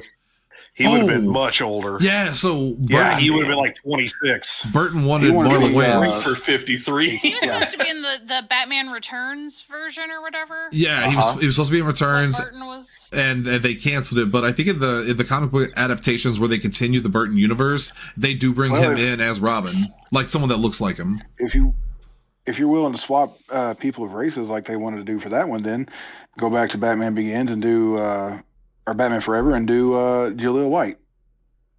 No, He's Oh, too they- fat. go Well, fuck yourself. Hang I on. will fucking hurt Hang you. on. Hey, whoa, on stream. Jaleel White is a much better actor than people give him credit for. Yes. The problem is that he is deep in Urkeldom. He's at this point in Urkel at that time. point. Yes, I wouldn't touch him with a 10-foot And- Urkel pole. And unfortunately, with And Brandis's career, that was the same problem he was having. Is he was too recognizable as certain stuff that people weren't like. You can't fall into this character. Is the Yeah. whole reason that he had his downfall. Okay, better option than Jaleel White. Not as famous at the time, but actually probably could have pulled it off pretty well. Taj Mowry. I'm sorry. I don't Tom think he was Mowry old was- enough. He was on like Smart Guy at that He was point. tiny. I was gonna say he had his own sitcom. Yeah. Stop Yeah, making but I'm saying Tanner. he Stop wasn't. scanning the TGIF section. There are other actors. Shannon, shut up. You sound like Dr. Taj Epstone. Bowery was born in Yes, 86. he He would have did. been 9 years old. Yeah, That's exactly what we talked about. 9 or 10 years old for Dick Grayson was perfect. I said 10 to 15. You missed it by a year. I'm cracking up, and Jesse is cracking up at Zach in the chat, who said, "Did Joker do that?" And of course, you immediately go, "Did Joker do that?" And I fucking lost it. That broke me. That was good. Yeah. I look up and I see Shannon's also just off camera like this. All right, we can't spend forever on my picks, as great as they are. So let's go back to Tanner. Let me pull my list back up here. Give me just a second. Excuse him while he whips this out. It's been very well said on this show that Robin Hood, Prince of Thieves, I can't talk tonight. The casting of Robin Hood is terrible, Yes. right? Always, in most adaptations. Well, unlike other Robin Hoods, Tanner, he can speak with an English accent. Yeah, exactly. So, Yep. I present to you an actor who I think could have actually played that role. He's roughly the same age, and has previous acting. Well, would go on to have future acting roles with another actor in that film, and Gary Oldman would have played a great Robin Hood in that film. And he is English. A lot of people don't know that. English. A lot of people don't know that. They think he has such a great American accent. So Yeah. one of my Gary one of my Oldman's just a favorite great actor. Just Yeah. straight up. period. Yep. Except for that one movie. One of my what one movie? Oh, I'm glad you asked. It was, I don't remember the name of it, but it's the one with Odette Usman in the tightest underwear you've ever seen standing on the cover. And I kid you not, this was the origin of the joke, which is why I'm glad you asked. It was about a Dybbuk box. A Dybbuk? Dybbuk. Dybbuk? Dybbuk. That's where it started. So, thank you. That's a God. We ain't done that in a while, Hunter. It's a God. throwback. But yeah, I agree with you. Gary Oldman would be fantastic. Well, and one of the reasons why I think that would have been a great casting is because, and Hunter, you're going to have to help me with the pronunciation, because I haven't seen the movie, but I've seen the scenes where Gary Oldman and Tim Roth are playing, two separate characters. But is it Rosencrantz and Guildenstern are dead? Yeah, they're the two of the not main Hamlet. characters, but they are principal characters in Hamlet. Yeah, Rosencrantz and Guildenstern. They're his childhood friends, and yeah, that's a good story. It's a good film.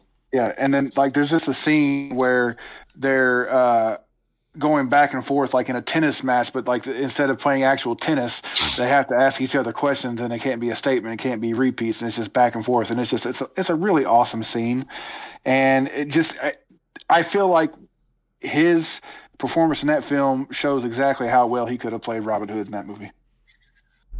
All right. I'll buy it. This is an hour and 40, so we're going to move on. Back to Jesse.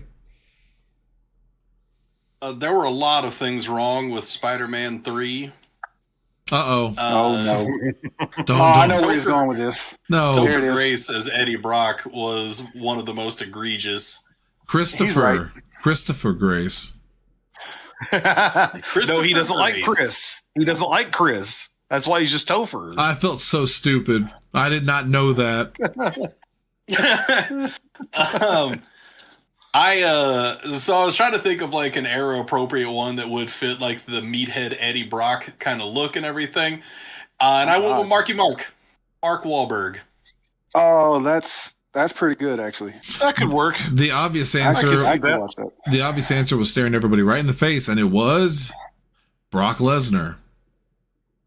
No, thank you. I'm dead serious. I'm now, dead if serious. only Brock Lesnar could act. Go look at the if you could teach him to act, if you could teach that monkey to dance. I mean, if Brock Lesnar could do it if he was Brock Lesnar could play him Venomized. He can play both. Eddie Brock With could somebody do else that doing the big. voiceover. Oh. Go back and look at Eddie Brock during that time period. He was a buff dude. He looked exactly like Brock Lesnar. You could have easily slotted Brock Lesnar into that role, visually at least. Eddie Brock was buff as shit before he got the symbiote, which is why Mark Wahlberg was jacked. I actually had the thought of Kevin Nash. Because I mean, it wouldn't even have been his Too first tall. like comic book movie appearance. Too but tall. yeah, he was Yeah. much too old at that point. John 'Cause I Cena? think he was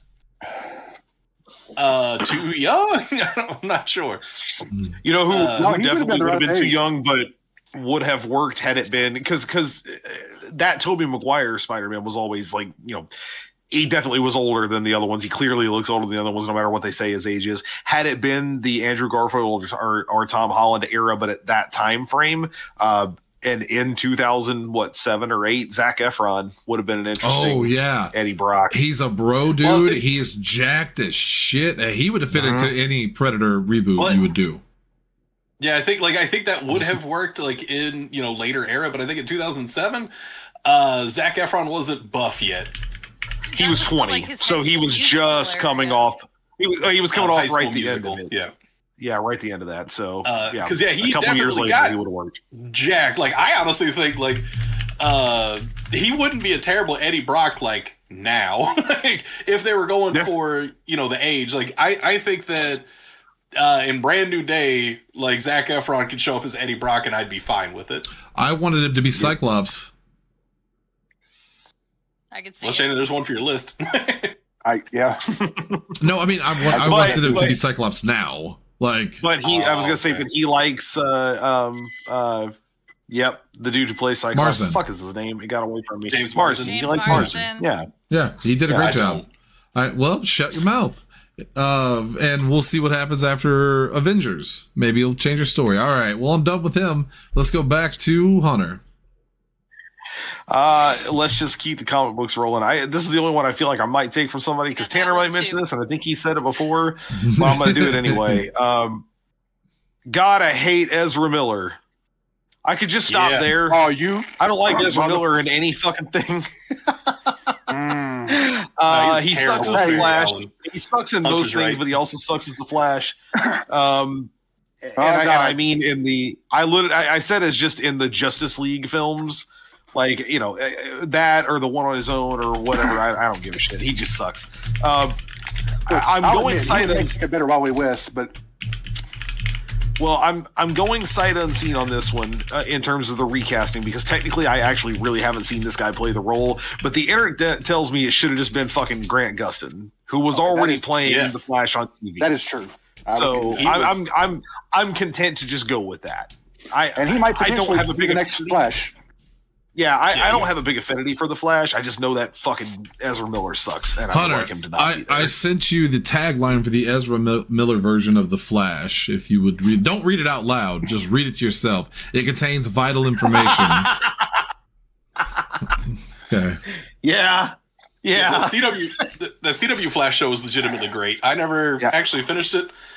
I don't know if it finished great, but boy, it started great. Did For the anybody- first 4 seasons was awesome. Has anyone else seen the old Flash show from the 90s other than me? Because he was actually in the CW show as the older Flash in an episode. I watched the shit out of that He was show. Jake Several. Garrick. He was in several He was also episodes his of dad. Yeah. Yeah, it Like was. Wally West. I'm calling- He was great. I'm calling this choice, by the way, in case you didn't know, I'm naming some of my choices, and this one's called Better Than Ezra. God damn it. Damn it. Second place. Hunter, who came in second Right. place? Ezra. All right. Enough of that clowning around. Back to me. We're talking about racial misappropriation earlier with Johnny Depp and Tonto. So I'm going to go ahead and throw out Jake Gyllenhaal from Prince of Persia. Yeah. He was the you're right. he Yeah. was the Prince of Persia. He was Persian. Sure he was. He was Persian. I'll What tell you is what he that was, character's Hunter. name I'll tell you what he was, Hunter. Gaston. He was Persian himself a new house with all the money he got to play to sell out his morals. So who's the recast? Anyone of a darker complexion would be better than Jake Gyllenhaal. That's just as as Prince racist, of though. Persia. And just go, I don't know, get some fucking Persian guy. Like, come on. Get the guy from No, 300 that played Xerxes. No. Why not? What I'm saying, I'm not saying that. I'm saying that any person like who is Persian would be a better choice than white Jake Gyllenhaal. Not that you could just like, well, any of them will do. It's just that they all would be a better choice than someone who's not that. That's pretty. That good. was my point. Yeah, that was my just, point. Just in general, that's true. That's true. Yeah. I'm looking up some people who could have around that time. A guy named Maz Jobrani apparently was thrown around as an alternate. I need to see who this is. Chris O'Donnell would have been age appropriate. No. Lindsay would have been happy. He's back in racist form. Well, a version of her would have been from middle school. Watch out for that island. Please. Let's not bring things back around to that. It's like George of the Jungle, but it's Jeffrey of the Island. No. Watch out for those girls. Sorry. This guy's name is Mohammed Reza Gulzar, and I'll throw his image in the text. He's 48 now, so that movie was about 15 years ago. He feels like he would have been a good choice. Oh, what a handsome man. He is an Iranian actor, TV host, and singer. Basically, everything he's done has been mostly Iranian or Iranian. It's not international. So they never would have chosen him because this was an American film. But he looks the part and seems to have the pedigree for it. I'd like for him to be Cyclops as well. All right, Tanner, back to you. All right, he wants everybody to be Cyclops. Cyclops. I said Cyclops. That's Shannon's new That's a nickname. B-placer. Fucking Cyclops. You're welcome, Shannon. Oops, all Cyclopses. Hunter, I'm going to send you what the tagline would be, what the name would be if Ezra Miller was playing. Oh, God. Please don't. Please stop. It's just got credit card information. I don't want anyone else to hear. Please. All right. So, Jack Reacher was an okay movie. I'm kind of tired of. At that point in time, I was definitely burned down on Tom Cruise, and he just doesn't fit that role of Jack Reacher, in my opinion. Like, who they have playing Reacher now with Alan Richardson is perfect casting, in my opinion. Is Richardson? I think so, and yeah, he's incredible. I love him. I love him in everything he does, especially Blue Mountain State. Anyway, at the time of doing Jack Reacher, I think they could have absolutely picked a better actor in Chris Hemsworth. Chris Hemsworth would have been a perfect Jack Reacher. Yeah, everything I've read about Reacher is he's supposed to be big and buff. Like, that's the main thing. Yes. And like, Tom Cruise is in incredible shape, but Tom Cruise is also like my height. I think he's 5'6", right? If I remember correctly. Yeah. He's short. I don't care how much fucking camera trickery you do. When the character is like established as not being that, it just doesn't work, man. And not just as he established as that, like and no, Reacher is not black. At least I don't think so in the books. In the books, though, it is mentioned over and over and over again. Like, that's a huge part of his character, is that he is a mountain of a man. He is colossal. Yeah. And yeah, Alan Richardson, like that fucking Amazon show is unironically great. Like, I fucking love that show. 100%. So I typed it in to see, just to check, is Jack Reacher black? And it doesn't look like it, but the first thing that popped up is Jack Reacher autistic? So that is a common theory, because he's not, like, he doesn't talk a lot, he doesn't make a lot of eye contact, stuff like that. Especially the way Alan Richardson plays him in the Amazon show, like, it has some of those cues. Yeah, he definitely has some traits. Yeah, so that's a popular theory. Sorry, I just had a bad thought that Lindsay's gonna be upset about when she has the same thought. Oh no! I think we forgot to give the cat some medicine. Oh, she took care of it. Ooh. I just saw the time and I got a little bit nervous. Okay, there's Lindsay saving the day once again. No, I took care of it on time. All right. Well, now I did lose track. Who's up next? Jesse. I believe that would be me. All right, Jesse. All right. We'll go back to the well here on the DC stuff. I hated Jesse Eisenberg as Lex Luthor in Batman v Superman. And you're correct to do so. Mm-hmm. He was awful. So I present to you, for your consideration, Giancarlo Esposito. as Lex Luthor. Okay, hold on. Wouldn't the only problem with that be that Lex Luthor and Superman are roughly around the same age, right? No. Visually? I mean, in the comic books and In cartoons, Smallville, I guess, they sort are. of, but okay, Smallville, they probably are, yeah. Okay, well, that's my only complaint. Otherwise, I'm all for it. I'm all about it. Because I mean, this would have been 2015. Giancarlo would have been. Oh God, this is so bright. Welcome to the light, brother.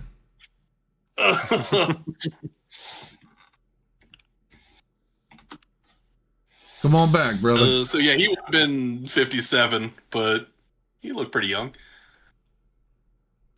I don't know, 57, and how old was the person playing opposite him? I mean, he probably would have been in his 30s. I don't even remember who. It was Henry Cavill. So yeah, he would have been in his 30s, right? Sounds that about was right. Batman, that was Superman in Batman v Superman. Yeah, sounds about right. Okay, all right. But yeah, like I mean, I guess if you, because I want to say Smallville is the only canon that I can think of where they're definitely around the same age. I mean, he would have, maybe been aged down a little bit because he's huge time CEO and everything. I don't know. Giancarlo is 25 years older than Henry Cavill, for the record. Cavill's currently 42. Giancarlo's 67. Yeah. I'm fine with it. I didn't mean to cause such trouble. I apologize. No, it's fine to question it because, I just thought, like, he has the gravitas for it. Like, I also always thought that Luthor, because of the Justice League cartoon, was my first exposure to Lex Luthor. I always thought he was black. I also thought Lex Luthor was black. Because of that cartoon. Yeah. And so, like, Giancarlo fits that, my mental image of him already. And, like, yeah, he's phenomenal as a villain. Like, truly one of the most terrifying, smart villains in media. I 100% agree. Yeah, okay. Good. We're all friends. Back to... I just don't like causing trouble. Back to Hunter. Oh, you want to know the most horrifying thing if you ever want to see it? Look up the picture. Jesse, you remember we used to have it at the store on the glass of one of the cases. The picture of Lex Luthor and Porky the Pig. One of the most horrific cursed images you'll ever see. It was from a comic they did together, and they're done in a realistic style. And he's like cutting Porky Pig's hair or something, and seeing this pig man like do this with his thumbs up. It was. Did you find it? It's horrifying. No. Oh, well, while Hunter's talking, I'll find it. Go ahead, buddy. Well, shit, you said, I don't like making friends upset and all that. Now I'm going to upset friends. We don't have to hash this out, but we've already talked about it. Gerard Butler is not a good Phantom in Phantom of the Opera. I'm sorry. He's not. I ain't going to be mad about it. I'm all good. You can speak freely, sir. Like I said, we don't have to hash it out because we did it on E&E. He's just not, man. And a big part of it is he just can't fucking sing, or at least not anywhere near as well as a lot of other people could. And that's my answer. And we talked about this. We talked about this on that episode too. They almost got him, and my choice for it's a double-edged sword. It should have been Hugh Jackman. Right. It should have been Hugh Jackman. Hugh Jackman is a significantly better singer. I think they could have made the look work a lot better, especially had they gone uglier with him. It should have been way more over the top underneath the mask. That's right. But at the same time, this is kind of what Dweezy was talking about earlier. The biggest problem with a lot of these things is usually not the casting. It's usually the writing. And again, in this case, it's the directing. I fucking hate Joel Schumacher as a director on that movie. So no matter who you put in there, it's still Schumacher. It's still him directing. It's still him making choices. So, Jackman might have dodged a bullet by not having to do that. But, oh God, yeah, I have seen this picture. Ugh. We don't have to hash it out. I don't remember why, but we don't have to discuss it. it. No, we don't have to talk about it. The things you said. A little more upsetting than we thought it was going to be. So I'm going to pay homage to our month in January. Go back to James Bond January. Not a movie we watched in January, but we will watch next year if we, continue the series. And this is the one everyone always makes fun of, and that is Denise Richards as Dr. Christmas Jones in The World Is Not Enough. It's not that Denise Richards is a bad actress. She's not. And what did she have to work with, Hunter? She had to work with being a James Bond girl named Dr. Christmas Jones. Exclusively so they can make what joke? Something like Christmas came early, or Christmas only comes once a year, or something like that. Yeah. Yeah, it's the early bit. That's the joke. Oh, it's one of the worst lines I've ever heard in my life. So you got to get rid of her. And I put the name in the chat because I wanted to remind myself that that's who I picked. And I don't remember how to pronounce her name correctly. Sienna Guillory? Guillory. Okay. If I remember correctly. She would have been about 24, 25 years old at that time. She's British. So look, this is going to sound racist maybe. She's British, so she's going to sound smarter when she talks. So you've got that going for you.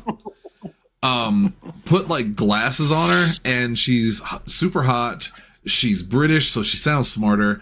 And you definitely want to have a 25-year-old girl in bed with Pierce Brosnan because that was the Bond films at the time. So she would have been perfect for that role. Since I doubt nobody else is talking James Bond, can I just tack a quick honorable mention onto this? Absolutely. Going back to January, let's recast Sean Connery after he leaves the first fucking time and just keep George Lazenby around. I agree with that. God.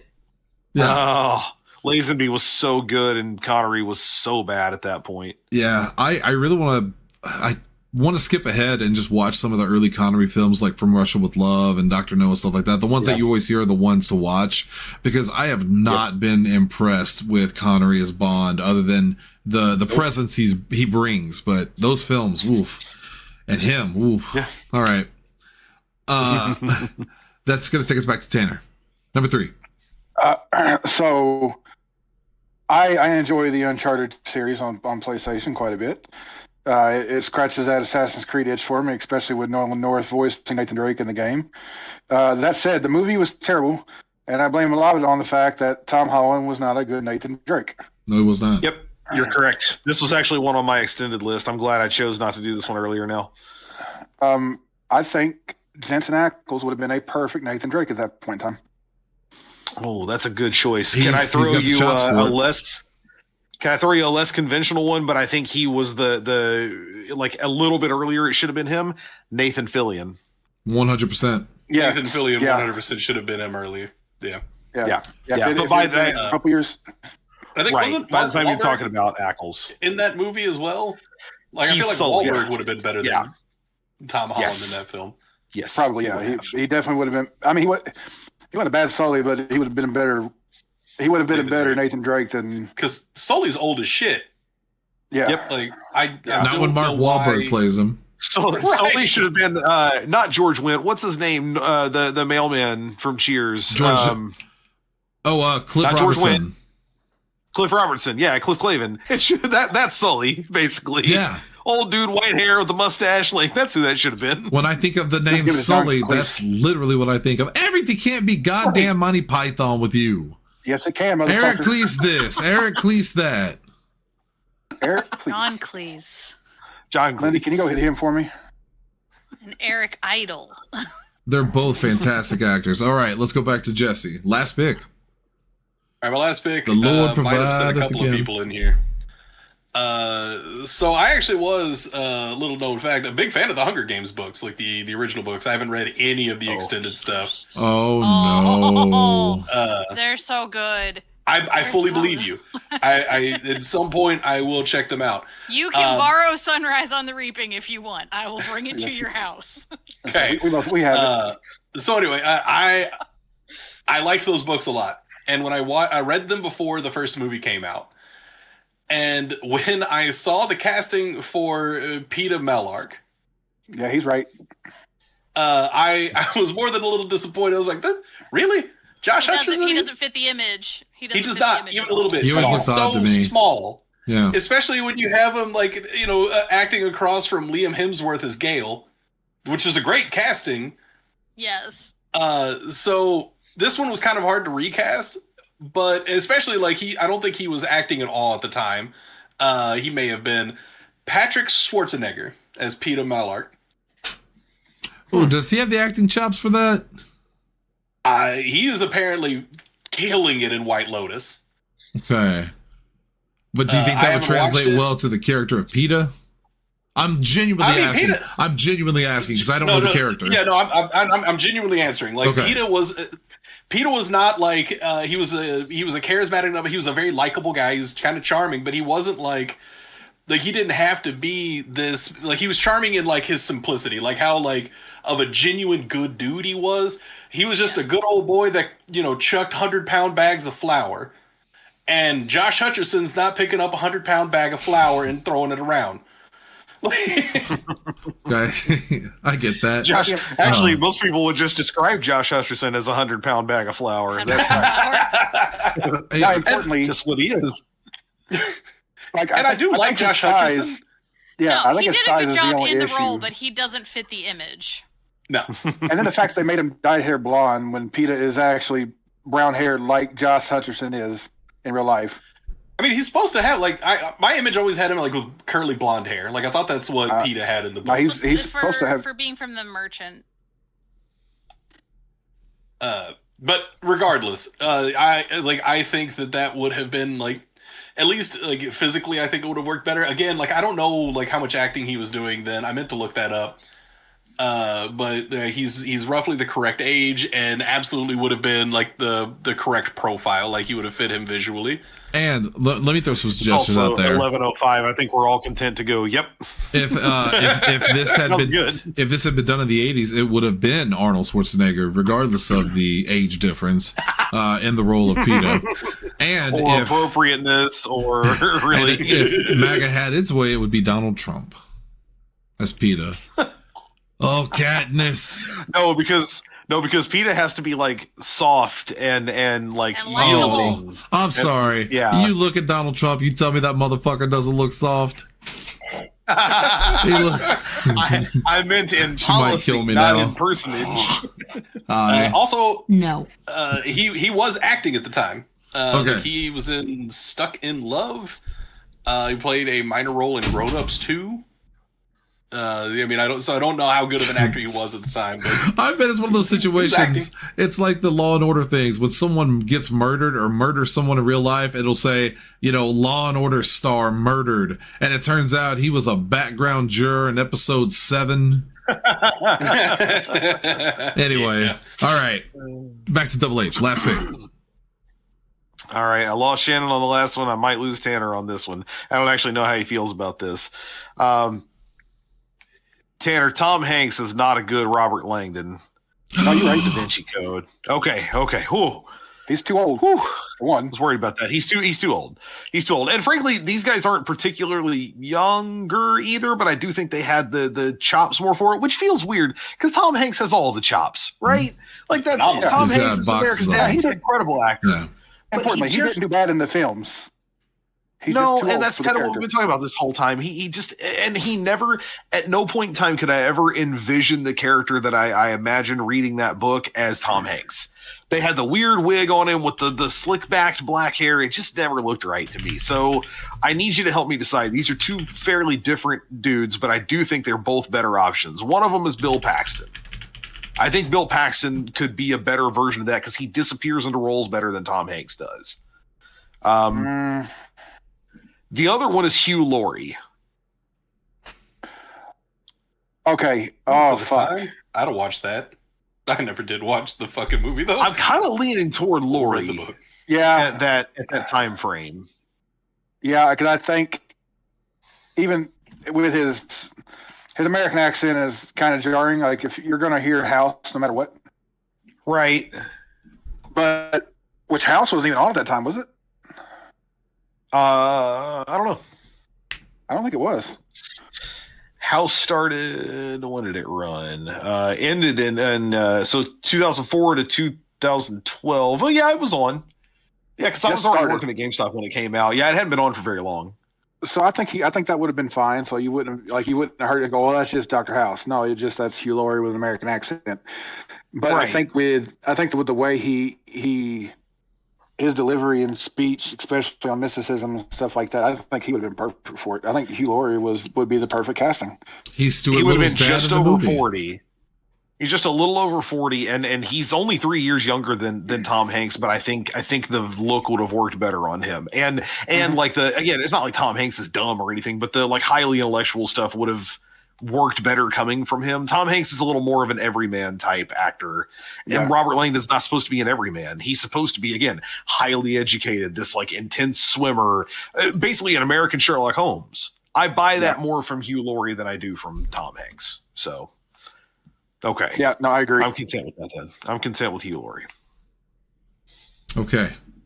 Then I guess it's my last pick. And I don't think this is going to upset anybody, but if it does, oh well. And that is Nicolas Cage as the Ghost Rider. Didn't work for me, dog. You know what the shame of it is? This could have been so good. I feel like in the like Renaissance era Nicolas Cage, him as Ghost Rider could be really fun It would and done upset really Nick well. Cage because he wanted to be that guy. Well, yeah, he loves Ghost Rider, Well, but no, hang on. It would upset Nick Cage's lawyers because they